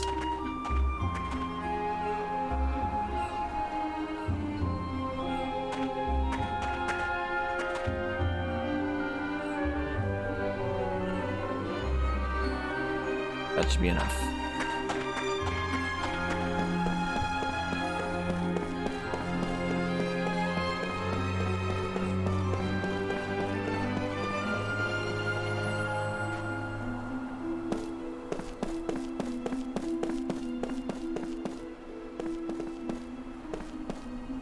Everything is prepared for Miss Lyram's send-off. Let us begin. Everyone is waiting to give Miss Lyram a final farewell.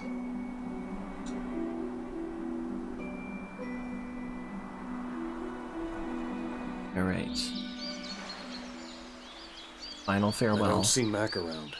He said he had someplace to go, and then he ran off. Are you worried? Mac has a lot of guts. He'll be fine. I'm your grandfather. You can call me Grandpa. Even though you're younger than Mom? Yeah. I'll stick with Kine. Saying Grandpa just doesn't feel right. Whoa. Look at that, Seth. Kine's actually being nice. Huh. Well, he is a grandfather with his grandchild. Wow. I guess getting grandchildren can really change a guy. I don't think it's quite like that. I think I've got a pretty good guess where Mac went. Where? To get those flowers. I see. See, for us, we figured that as long as those flowers were blooming, Mom would stay healthy. So you protected them? Yeah. Mac and I, we both knew that Mom wasn't well. We wanted to stay together, even if it was just for a little longer. So we would pray to those flowers every day. Cook! Got a flower. The flowers. I thought I could show them to Mom. They're wilting. But they've already wilted. Those flowers. Wasn't it important to let them keep blooming naturally? Didn't your mother also say that? Well, wilting is something natural too. I thought they would cheer her up. I never let anyone step on them. Oh, you dummy. Did you think this would make Mom happy? But these are Mom's favorite flowers. And they were also there when I parted ways with Lyram's mother, your grandmother. Huh? The fact that your mother treasured these flowers was probably tied to memories of those times. I'm sure your mother would understand your feelings. And I can understand them too.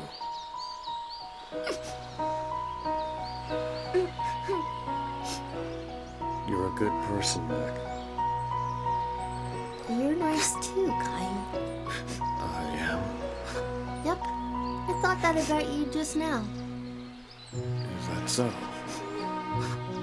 Go show them to Lyram, Mac.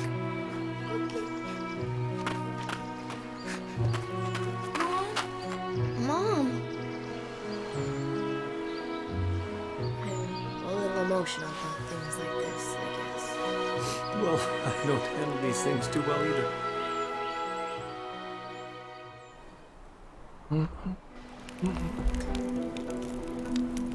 Mr. Kime, take hold of the ribbons, please.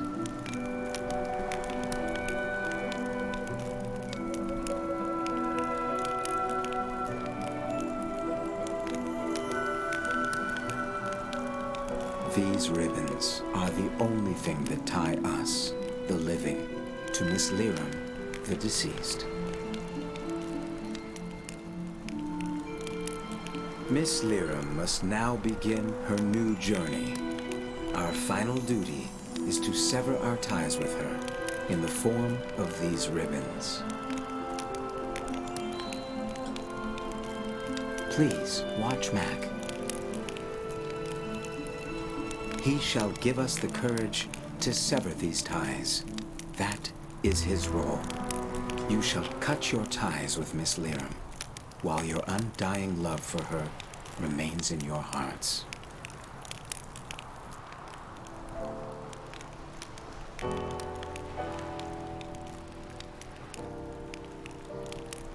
Okay. You said that even if we have to cut our ties, we still have our spiritual bonds, right?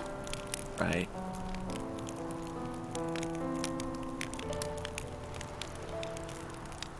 Yes, those bonds are eternal. Now, let us send Miss Liram off. Many ribbons from Miss Liram have been passed to her father.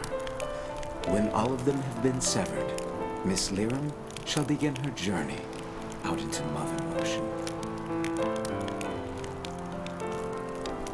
Mac, with the lit torch you carry, trace the movements of the wands the attendees are waving. Those movements will convey the attendees' wishes and parting words to your mother.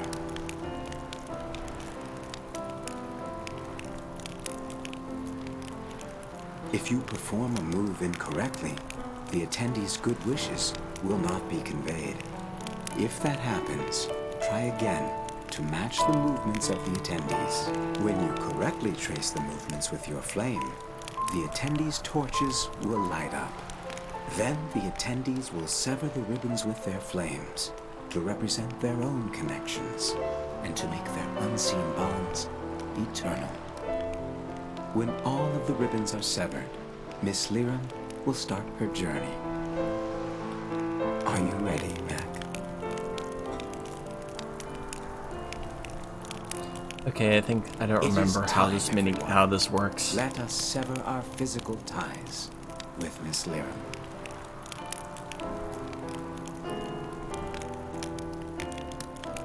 The ceremony will be holding as a traditional method of sending off the dead. Participants will light torches and use them to burn through the ribbons the gondola is attached to. Mac, it will be your job to light all of the participants' torches. Liram was a good and kind person to all. Now then, let's begin. After expressing their condolences, participants will move their torches forward. Move your torch to the right and bring your flame to the tip of your partner's torch.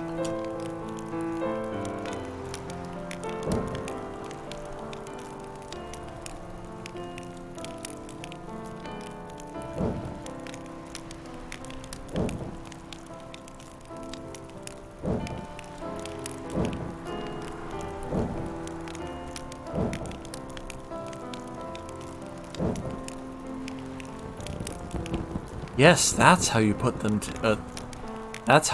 together. This motion serves to represent the rippling ocean. Be sure to adjust the position of your torch. Try touching the tip of your torch to the tip of your partner's torch. Then the fire will surely catch. This time you will move your torch to the left. This motion serves to represent the rustling forest.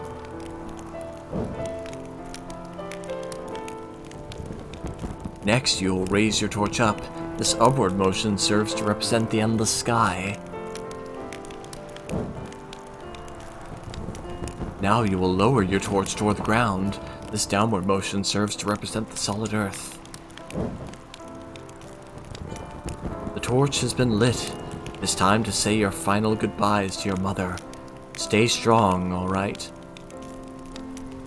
Stay strong, alright?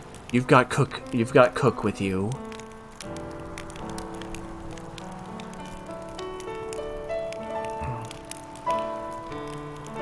Funeral director. Your job, then, is to move the torch around like this and light the torch of your partner. You will need to pay attention to your partner, as each new Marin will move his or her torch in a different direction. Since ancient times, every Numaran family has had its own particular custom for sending off the dead. You must be aware of that. If you are unable to light a torch the first time, you may retry as many times as you like. The important thing is that everyone here fully extends their feelings out to Miss Lirum. We do have many participants waiting, however, so do try to light them as smoothly as possible. No, I think I got it.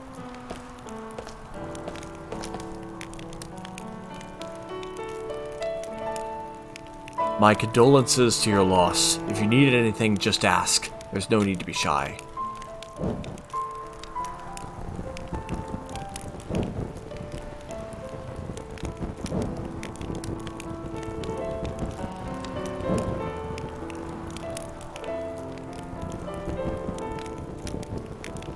See, Lirum extended her kindness out to everyone. She helped my family, and I a great deal too. I may be the last one of my family, but I still want to show her how thankful I am.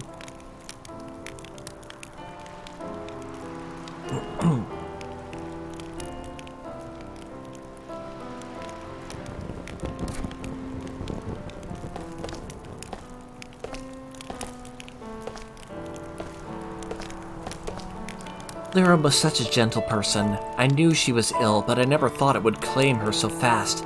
Hang in there, all right?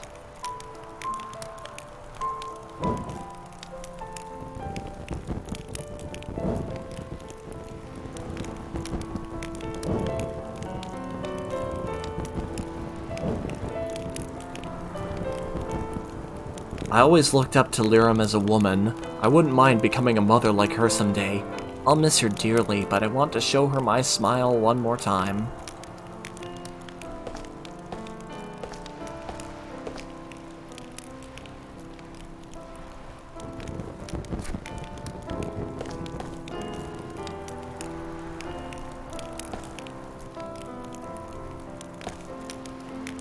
Lirum was a wonderful funeral participant, Josh. Lirum was a wonderful woman. I'm sure she had things pretty rough, but she was always so bright and cheerful. Let's see her off with a smile.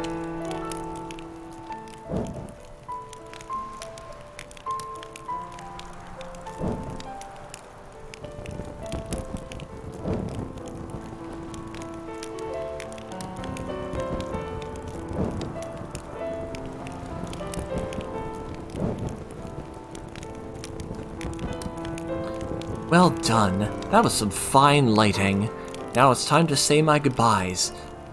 I'll sure be lonely without Lirum around.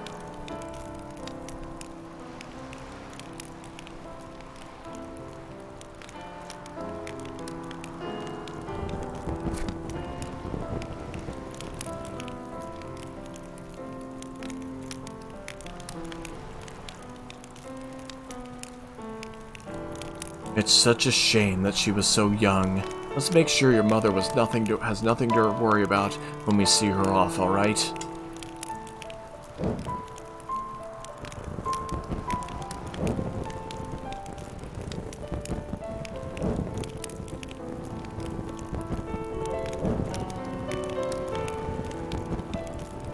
What a good job you've done with the fire. I'm sure Lirum would be overjoyed to see how well you kids are turning out. Now for my final words.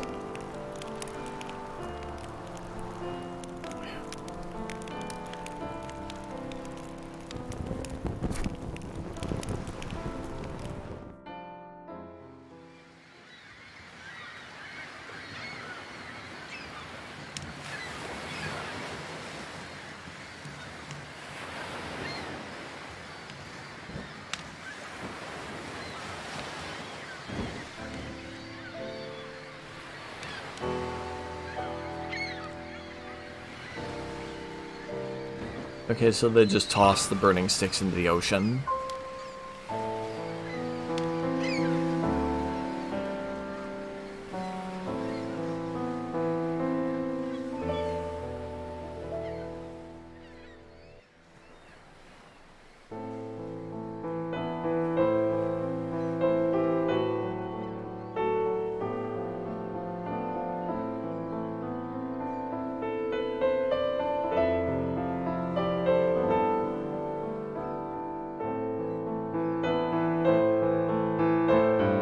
off she goes.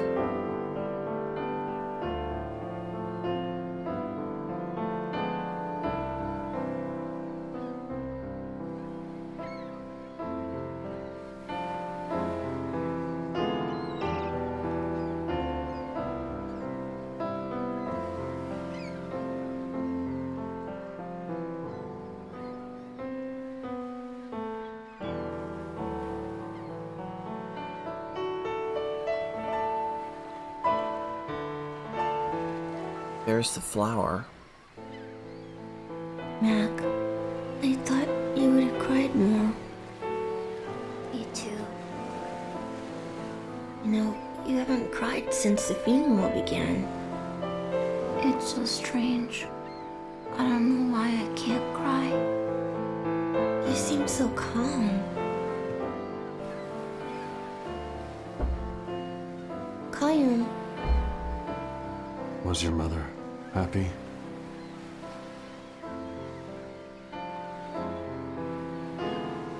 She was happy. She had lots of friends, and Dad was a really great person. Even the Queen cared about her and helped her out a lot. I'm sure she must have been happy. Flower is perking back up. She always missed her kind. And Grandma.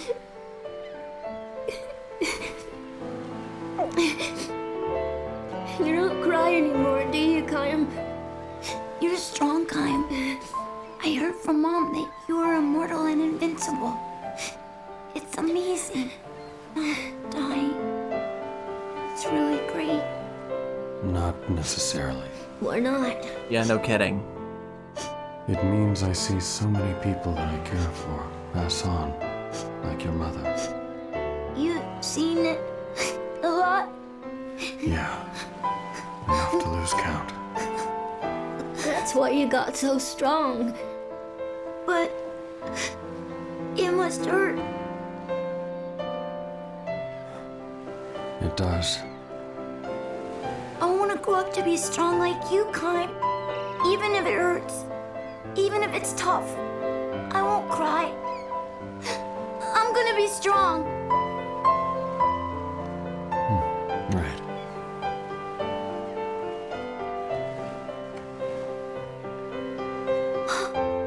Cook, check it out! I'm back to life. I just knew it. I just knew Mom heard our wish. Do you still believe stuff like that? Don't you think Mom would have done this? It's gotta be because of her the flowers are better. Mom is close, and she hears what we say. It must mean she's with us, Cook. That's impossible.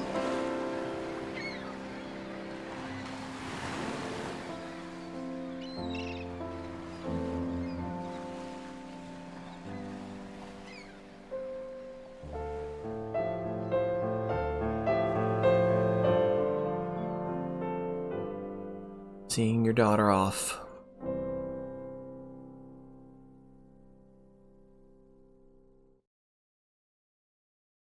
Hey, Kai, can't you get your memory back instantly? I mean, that would save a lot of time. You are so stupid, Jensen. Are you for real? You don't understand. I care too. You don't say. What's wrong? Look at this. Mac went out again, and here, read it.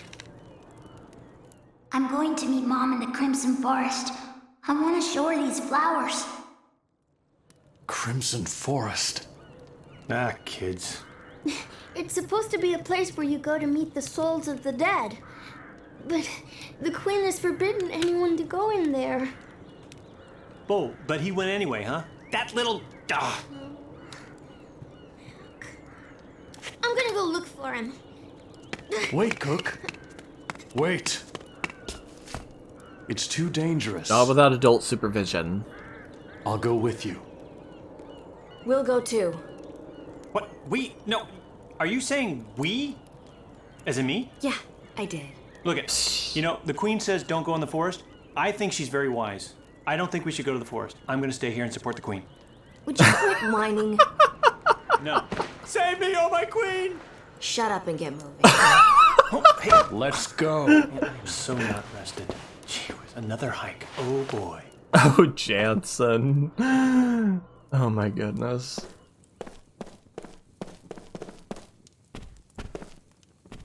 Alright, I'm debating about whether I should just stop here. Maybe I'll at least go to the Crimson Forest and then save there.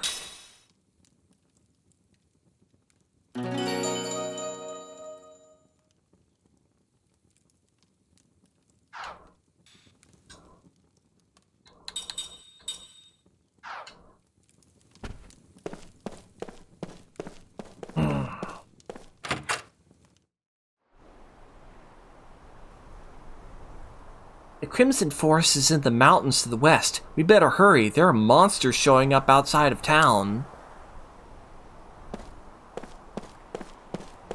Funeral Beach. Life's a beach.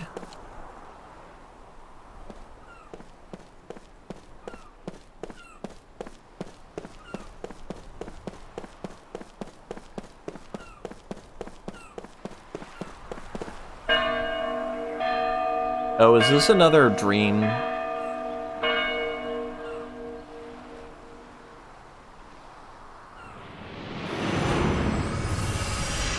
Kyle recalled a memory that was locked deep within his heart.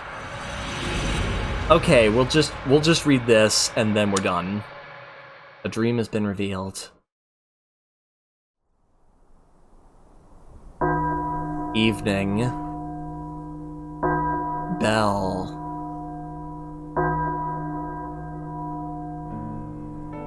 Rolling farmland spread out before him. Time harvest vegetables, wielding his hoe with deep concentration. The sky in the autumn evening is a deep crimson. Maybe we should call it a day. Maybe we should call it a day, says the heavy-set woman who owns the farm. She drops an armload of vegetables into the basket. Time nods and wipes the sweat from his brow. You're a tremendous help, says the woman. Look how much you've done. Time responds to her praise with a slight nod. You still can't remember where you came from, she asked. Afraid not. Well, the way you work, she says with an easy laugh. I don't care if you're from the moon. Seriously, Kime, what will you do when the harvest ends? I don't know yet. I haven't made up my mind. There's plenty of work to do here, even in winter, she says. It'll be fine with me if you wanted to stay on a while longer. Thank you, says Kime. She herself is a hard worker and a warm human being. This is not a life that allows for luxuries, but going out to the fields at dawn every day and ending work as the sun goes down softens the heart even as it toughens the body. As they prepared to leave the field, a small bell begins to ring. The hour is still somewhat early for the church's evening bell. Kime glances down onto the road at the base of the hill. A funeral procession advances slowly along the road, the mourners surrounding a horse cart bearing a coffin. The woman sets her hoe on the ground, removes her headscarf, and clasps her hands together. Kime scans the hills to find that all the other workers on the surrounding farms are doing the same thing, clasping their hands, bowing their heads, and closing their eyes in the direction of the passing funeral. Kime follows their example. The old man leading the funeral procession swings the little bell. Its ringing echoes among the hills. The mourners pass in silence. The women in black veils, the men in black coats, heads bowed. The children in the rear elbow each other playfully, unaware of the meaning of death. When the funeral has passed, the woman raises her head and blinks her moistened eyes. The one who passed away is going home, she says. Home? Kime asked, somewhat startled. Home. To the soil. The sky. To the sea. Like all living things. Kime nods in silent recognition. How many deaths has he seen in this endless long life of his? All those people leave this world of ours and we never see them again. In that sense, death is an infinitely sad event. If, however, we think that in dying they go back to their homes somewhere, a certain comfort and even joy comes to mingle with the sadness. A Kaim who can never grow old or die can never go home.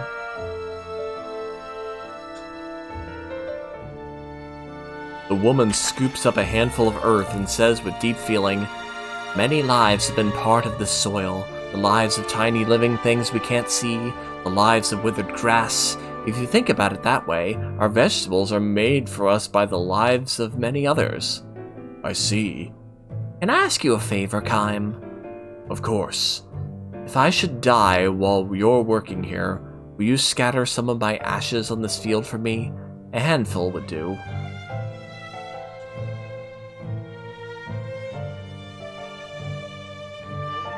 Kaim is at a loss for words.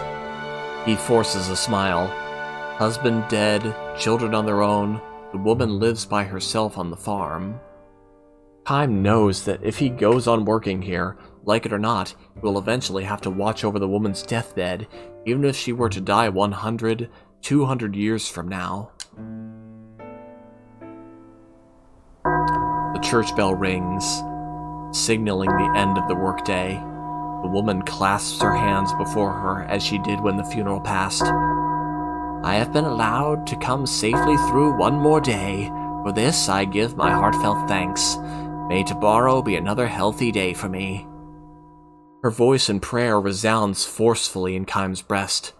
This happens every time he hears the church's evening bell. The conviction overtakes him that he does not belong here. "Ma'am," he says to the woman after the last chime resounds. "Yes?" "Wouldn't you say that people give thanks for each safe day and pray for good fortune in the day to come, because they know their lives will end?" "What's wrong, Kaim?" "I'll be leaving the village when the harvest is over." "Why? Why all of a sudden? Why all of a sudden? What's happened?"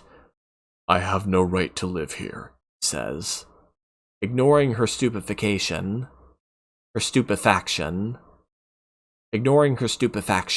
Kaim lifts the vegetable basket in both arms.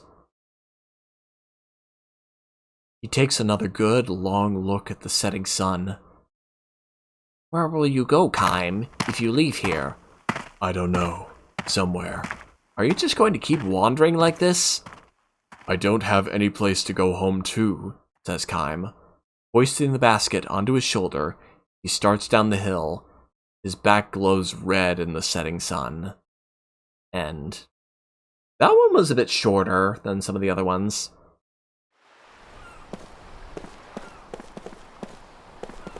Alright, now let's see. Should I just run back to the save point at the house? I'm gonna go to the one at the docks.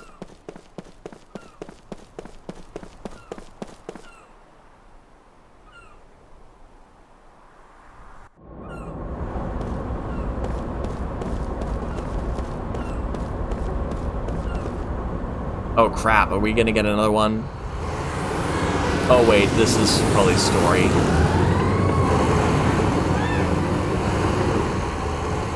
You know war's a thankless job. Apparently not.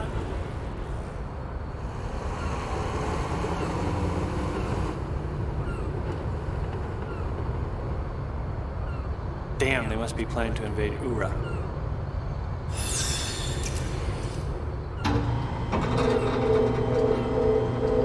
Why did his eye flash?